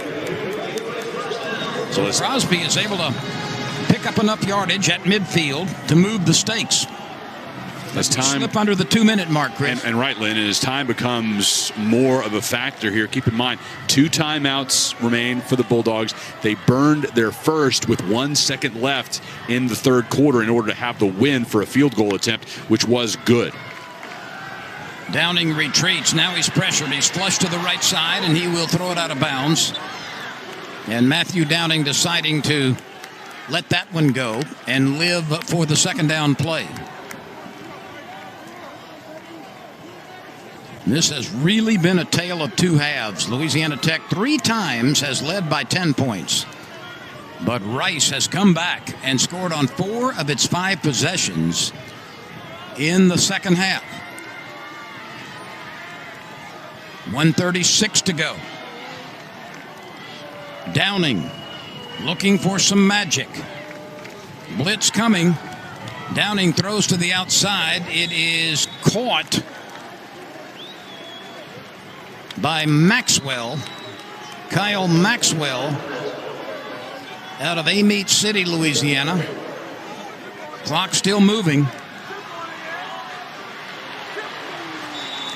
And that ball carrier is tripped up, Thornton, before he could get out of bounds. So the clock, well, they have stopped it. The sticks are moving. First down. Now they will wind the clock. 1:12 to go. Downing, pumping, looking, and down he goes at the 40. That's a play that he should have thrown the ball away, Chris. Just really tried to make something happen, was hoping a running lane would appear, but it did not. And Louisiana Tech will have just the 1 timeout remaining. And again, Downing looking for anything to happen. Goes forward and is met there by Trey Schumann, redshirt senior MBA student. He's had a couple of sacks coming into the game out of Burleson, Texas. one of 6 players on this Rice roster who are in that rigorous Rice MBA program right now, in addition to what they're doing as student athletes. Talk about a couple of really difficult full-time jobs to manage at once. Can Louisiana Tech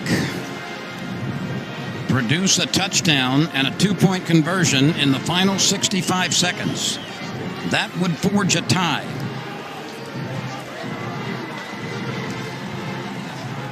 Second down and 12.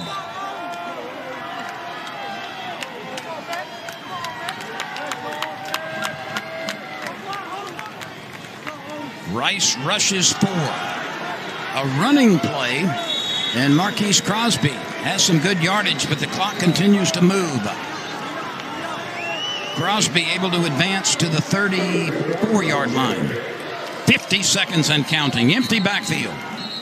And timeout is taken by Rice. The Rice defensive coaches did not like what they saw out of the Louisiana Tech formation and have taken a timeout. 48 seconds remain.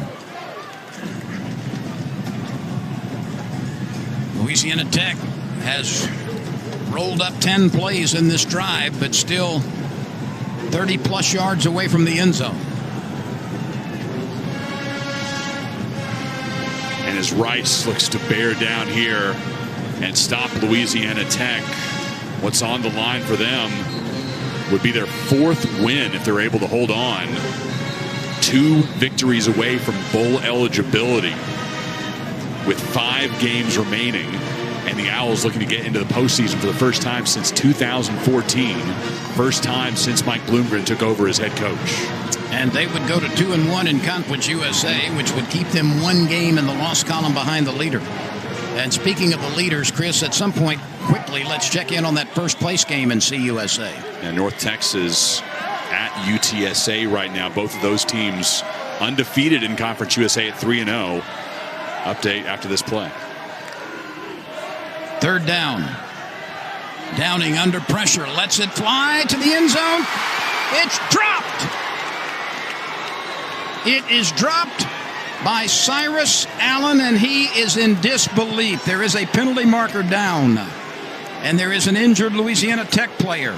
Matthew Downing down on the turf. What a tremendous ball he threw to Allen there. Personal foul, roughing the passer. Number 7, defense. Low hit on the quarterback. You cannot throw a ball any better than that. Into double coverage and off the hands of Cyrus Allen. On the fingertips of the freshman from New Orleans. That is a perfectly delivered ball by Matthew Downing, and he paid the price. And Matthew Downing is in a lot of pain. And so, Chris, we will have our 3rd quarterback of the afternoon for Louisiana Tech. And we'll see Landry Liddy more than likely taking his first collegiate snap with the game on the line, Lynn. Excuse me, take that back. He did have a couple of completions earlier in the season. Forgive me for forgetting that. That came late in the game against Stephen F. Austin when we saw him. He completed both of those passes, a perfect 100% completion rate. There's the low hit around the ankles of the quarterback, and he's helped off in considerable pain. Landry Liddy, a freshman from Shreveport, has 43 seconds with which to work. First down. The reigning Gatorade Louisiana Football Player of the Year. Now with a huge situation for the Bulldogs.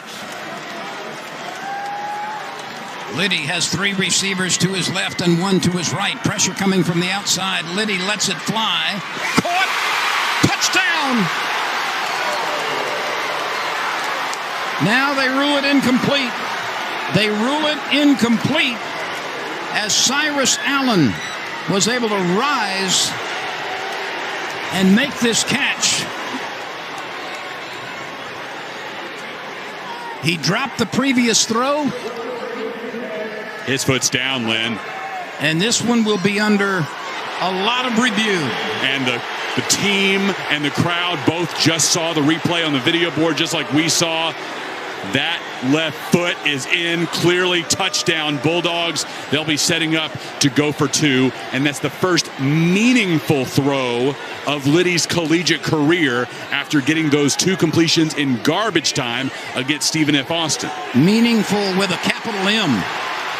So Cyrus Allen, after dropping one right in his hands on the previous pass, leaps, spins, and clutches with a tremendous effort right here, going high, twisting his body, coming down, and that foot appears to be clearly in the field of play in the end zone. Yeah, I'm surprised the review is taking as long as it is. One look should make that absolutely clear, and Louisiana Tech should be drawing up a 2-point play. 11 plays, 56 yards to the end zone, and Louisiana Tech will appear to be in an opportunity for a 2-point conversion and a tie. What a final minute of play we've had. And how about that redemption by Cyrus Allen after dropping a sure touchdown pass? An amazing moment for Landry Liddy as he stays close to home. The product of Calvary Baptist comes to Louisiana Tech, throws that ball, the first meaningful pass of his collegiate career, and puts Louisiana Tech 2 points away. But you're right, for Allen, after dropping what would have been a touchdown on the previous attempt, to bring that in, and barring something shocking here, this call will be reversed. Touchdown from Liddy to Allen. The only thing that possibly could be taking so long, the foot clearly came down with inches to spare. Might there have been some movement of the ball with that foot coming down? That's the only thing that... I was watching the foot. That's a great point. I was watching the foot through that whole sequence. The foot was clearly in bounds by 3 or 4 inches. I'd like another look at it if we could, just to see the juggle, the potential juggle of the ball. But yeah, my focus was completely on the foot. You're right. I'm just not sure why this is taking so long.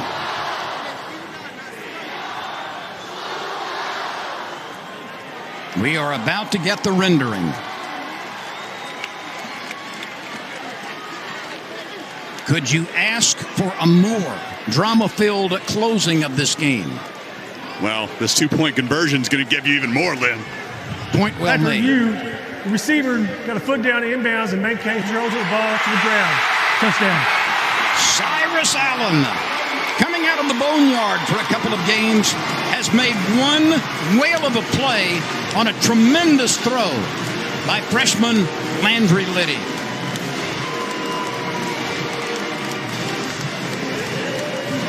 So here we go with the 2-point conversion for the Tide.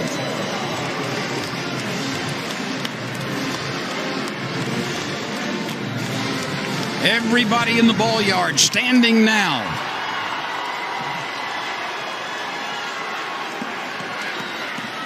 Louisiana Tech has had a long time to think about the 2-point conversion play.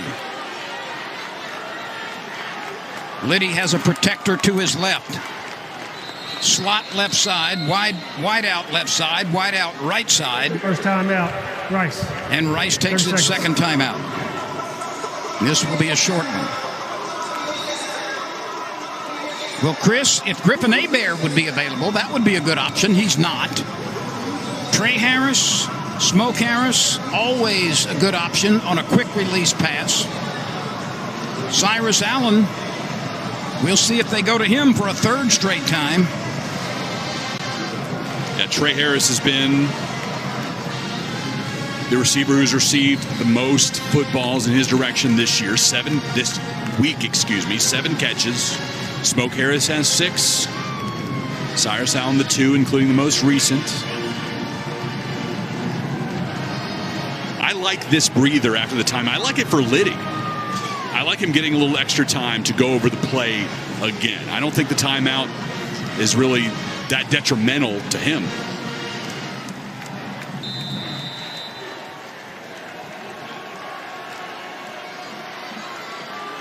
Can Rice defend the 2-point conversion? Can Louisiana Tech forge a tie? We are about to find out. Lob pass outside. Hold in, one-handed catch. There is a penalty marker down. There is a penalty marker down. Trey Harris made a one-handed catch in the right corner of the end zone. There is the flag. Trey Harris. Pass interference. Defense, number 1. That penalty declined. 2-point try is good. Cyrus Allen and then Trey Harris with back-to-back receptions in the end zone to produce points, and Louisiana Tech, in the most unlikely fashion, has come roaring back to tie it with 2 tremendous catches and 2 gutsy, courageous throws by the freshman quarterback, Landry Liddy, the number 3 signal caller for the Tech Bulldogs in today's game. When Matthew Downing went down on the turf and the ball went off of the fingertips of Cyrus Allen, I don't know if anybody else in this building, minus the Bulldogs on that sideline, thought that this comeback could be completed. You insert a true freshman quarterback. He hadn't been in this situation before, and he comes through in the clutch in the biggest way possible for his team. And now that true freshman from Calvary Baptist may very well have to put the team on his back in overtime. Let's check on the numbers for Trey Harris, including that last 2-point conversion. We'll do that in a moment. First, let's check in with Madison Kaufman. Guys, the energy down here on the sideline is absolutely electric. We've got towels going. Coach was jumping up and down. I mean, I don't know what Coach Cumpy's vertical is, but I'd sure like to know after that conversion. Well, indeed, the pulse rates are off the charts right now. There are 37 seconds to go. 35 apiece. Homecoming 2022. And the kick will bound into the end zone for the touchback. It does not require any time, and Rice will put its offense on the field with a scant few seconds to go, but still an opportunity. Rice has 1 timeout to use. Let's check those numbers for Trey Harris this afternoon. Harris now up to 74 yards receiving on 7 catches, 2 touchdowns. McCaffrey, the leading receiver for Rice, 171 yards on 10 catches, a long of 66.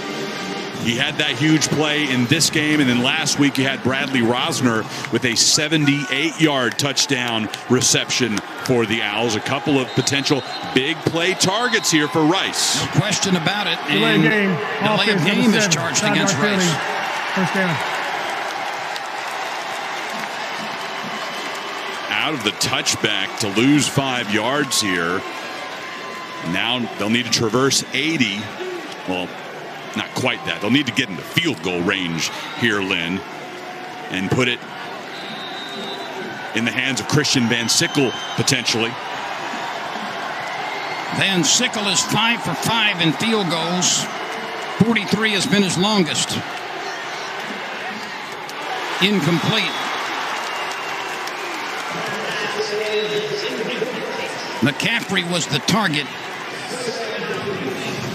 Chris, I understand why you want to use McCaffrey, certainly so, but that's not a play that really gets anything other than lose some time, even if McCaffrey had made the catch. A 5-yard pattern is not a lot of help. 34 seconds to go. I think Rosner near sideline is the best potential option. And the throw goes outside. Good coverage by Louisiana Tech. And the receiver was able to get out of bounds. Dean Connors' first grab of the day there, Lynn. Yep, first time we've seen Dean Connors. That's his 6th catch of the season. He does have 1 touchdown catch, but his longest reception has only been 6. 3rd down. 28 seconds to go. Tie ball game. 35 apiece. McMahon hands it off, and Rice apparently now is going to be content to let this clock move. Third and final charge timeout. Louisiana Tech. Louisiana Tech will like an opportunity. 3rd down, or 4th down coming for Rice. So Rice is going to have to punt, Chris, and Louisiana Tech, with let's say 18 to 20 seconds left, potentially, will have a chance to come back and make everybody's heart stop. That's the danger if you're conservative in this situation, as has been the case with the Owls here, and you have to give it back. It's unlikely, certainly, that Louisiana Tech can do anything with it, but they have potential for explosiveness on the special teams, on the punt return game, and they can also, again, have a big play to get them into field goal range here. They did not, on this drive, go to Rosner. Rosner, a long of 78 yards a week ago. This was against Florida Atlantic. Part of a 4-touchdown season for him thus far. Instead, Rice conservative in their actions here and will punt the ball away. Connor Hunt will kick it. Big rush. Hunt gets it out of there. And a fair catch is called for and snared at the 35-yard line by Smoke Harris. So 18 seconds to go. Field goal range would be in the 50 to 52 max. That would mean Louisiana Tech would need to get to the Rice 35 or so, and that would be Buck Buchanan time with a long field goal. Yeah, his long of the season, 52 yards out. He had a 46-yard field goal last week against North Texas. Now the wind would be in the face of a would-be game-winning field goal. Steady breeze. Liddy looks. Liddy slings it to the outside. Crosby is able to run out of bounds at the 36-yard line. That play took 4 seconds. You see what every Louisiana Tech coach is hoping for on that quick out is the late hit, an extra 15 yards added. They don't get it. Only a yard pickup, 2nd and 9.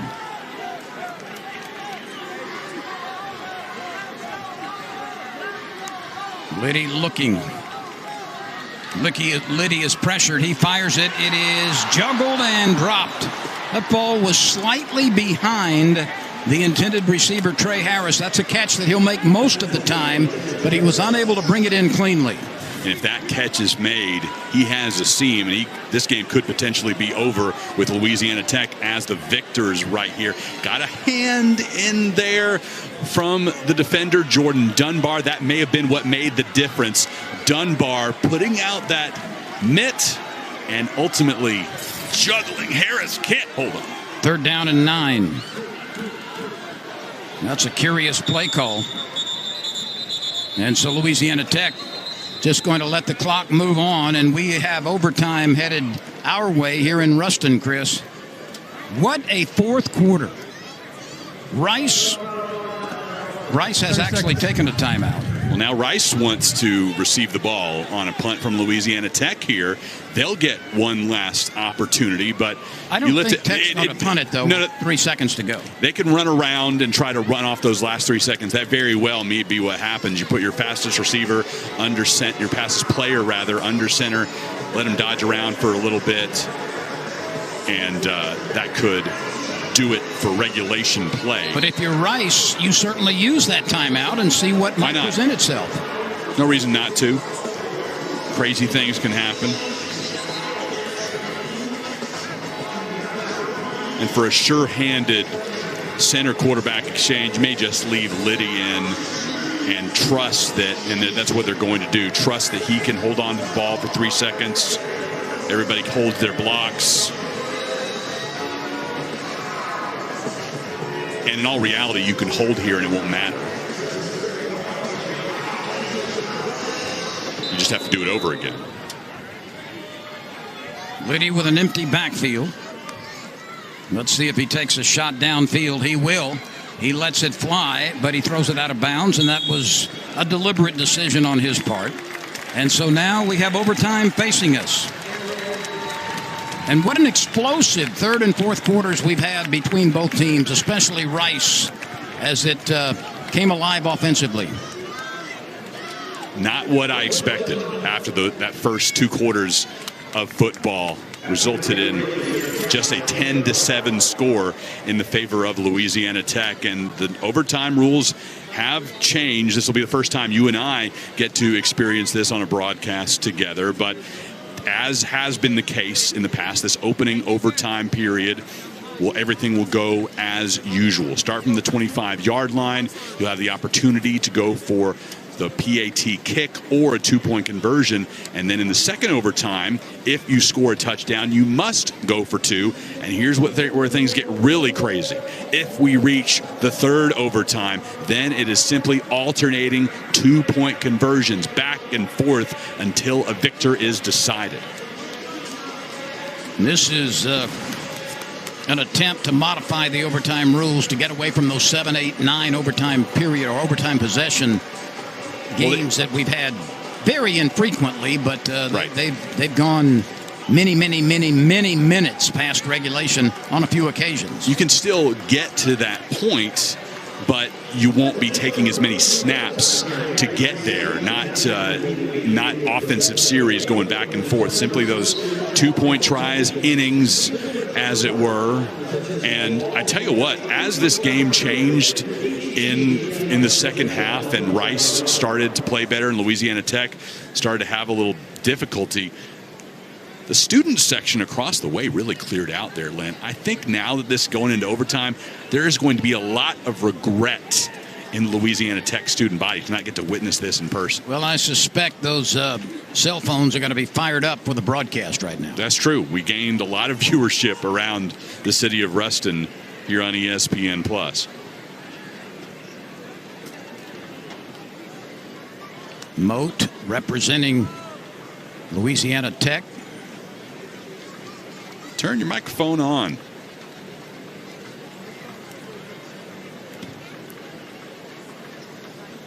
Joe Laring, our referee, going over instructions with the two captains. McCaffrey representing this Rice team. Let's check in with Madison Kaufman. Madison? Yeah, Lynn, coming into this overtime, definitely expect Landrew Liddy to be the Bulldogs quarterback moving forward. Matthew Downing down here on crutches, really unable to weight bear on that left foot. Tears in his eyes, definitely heartbroken he won't be the one leading them in, but Liddy will be the quarterback going forward for the Bulldogs in overtime. Thank you for that update. Which side of the field would you like to play on? That's it. Louisiana Tech has won the toss. They elected to go on defense first. Rice chose to play on this end of the field. That's Connor Hunt actually representing the Rice Owls, the punter.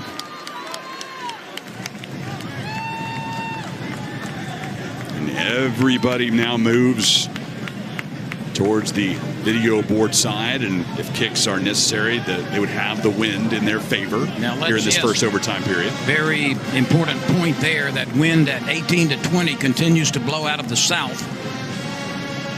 That will be at the backs of the offense here in this overtime period.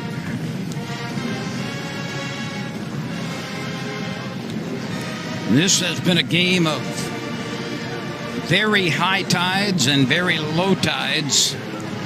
It has seen Rice rally from what really was a mistake-prone first half offensively into a much more efficient offensive machine in the second half. And then when Louisiana Tech appeared to be down and out, it rallied in the final seconds of the game on a tremendous series of throws by the new quarterback and some clutch catches. Here we go. TJ McMahon hands it off to the little scat back, Cameron Montgomery. He gets a couple maybe. Montgomery on the right side, the short side of the field. Gain of about 2.5. Of course, the clock is of no consequence now. It has been turned off, and I didn't deliver on a promise there. The game that will determine who the top team is in the conference, North Texas UTSA, Roadrunners lead 23-20, 5.5 minutes left in the fourth. Each team with a timeout to use in the overtime period. This is a big play around the right side, and it is Otoviano able to make it all the way down to about the 5-yard line. They'll spot it just inside the 5. And Chris Rice has elected to run the football here, and Otoviano had a nice hole through which to scamper on the right side. Yeah, to see him have some productivity today has been great for the Owls offense. 10 carries, 52 yards. Somebody who hadn't played in several weeks.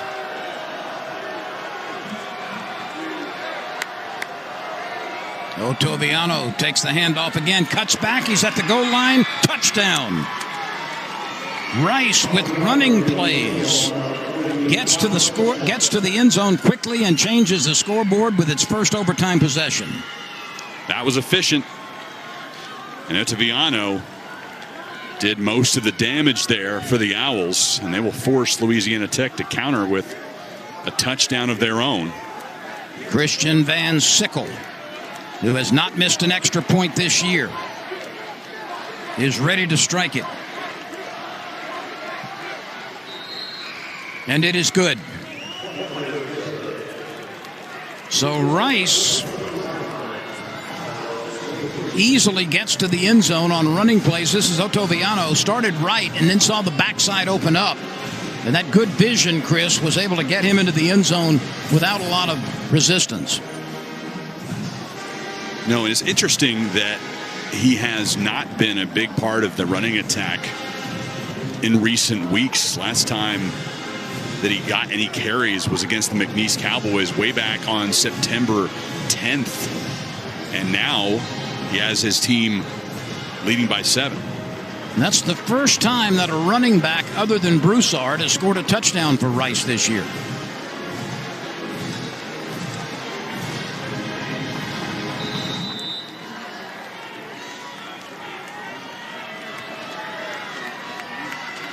Well, here is Landry Liddy now. Louisiana Tech needs a touchdown, as they did on their last possession. Liddy lets it fly deep, and it's out of the reach of the intended receiver, incomplete and overthrown. Score a touchdown here. I always have been an advocate for going for 2 and just winning it there. Don't let the ball back in the opponent's hand again. Of course, you have to score first. Liddy, a freshman, a 6-footer from Shreveport.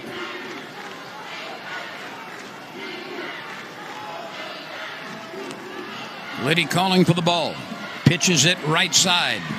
Struggling for some yardage, but not able to turn the corner with any authority is Marquise Crosby.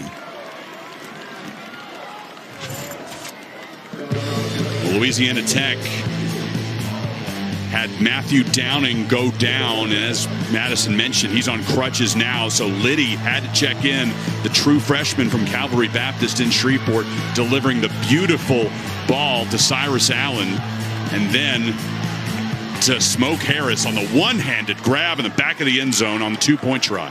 To Trey Harris, excuse me. Third down here. Liddy under pressure, steps into the pocket. He'll keep it and slides at the 16-yard line. So, Chris, it comes to this. 4th and about 1. Let's call it 4th and 2. Well, they back it up to the 13-yard line, so 4th and 3. Louisiana Tech needs to get past the stake or get to the end zone. Game on the line. Liddy will take advantage of a timeout.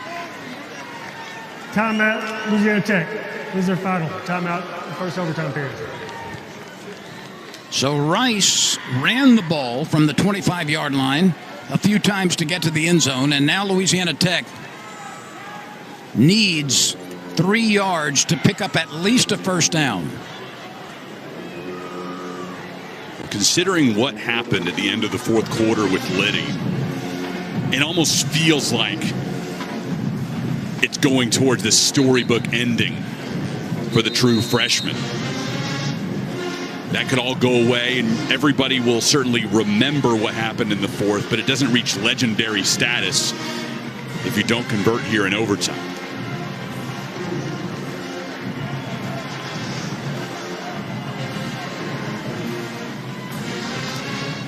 The task is not hard to understand. Louisiana Tech needs 3 or more. 4th down. Harris in motion to the slot. Liddy looking. Sends it to the end zone. Caught! Touchdown! Unbelievable!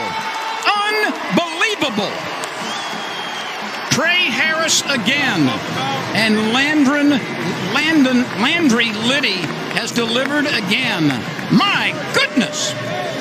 Now that, Lynn, is the stuff of legend for the freshman to deliver this ball perfectly.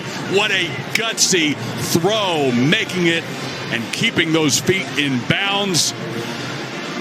Louisiana Tech now will, in fact, keep the offense on the field and go for the win. Liddy has uncorked 2 touchdown passes. Can he get another 2-point conversion? This for the win. The throw lobs it well out of the reach of the intended receiver, and this game is over. Rice has held on. The pass appeared to be intended for Cyrus Allen, and it was well overthrown. And Rice escapes. Chris, we saw so many emotional highs and lows in this game. And the emergence of Landry Liddy, perhaps the most unlikely hero today. But he delivers time after time after time. But in the end, Rice holds on and will go back to Houston with a 1-point win. Wow. And the Owls now 2 wins away from bowl eligibility. They will have 5 more chances to get those 2 and potentially head to the postseason for the first time since 2014. What a huge victory for Mike Bloomgren and this entire team, the coaching staff, the student athletes, to go on the road and come out on top on Louisiana Tech's homecoming day.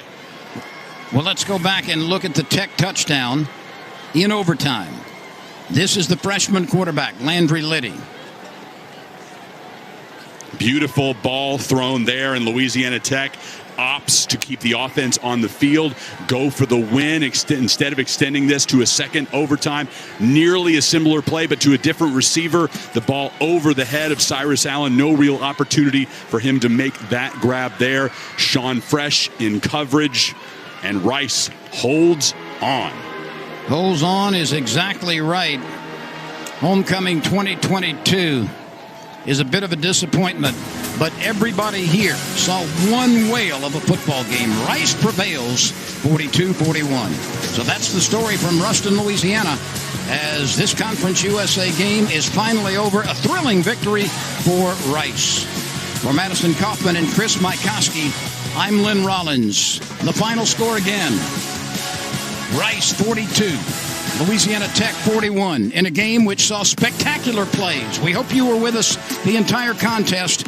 It's been a pleasure bringing you this one. We'll be back in a couple of weeks with more Tech football from this venue. Rice wins it in thrilling fashion.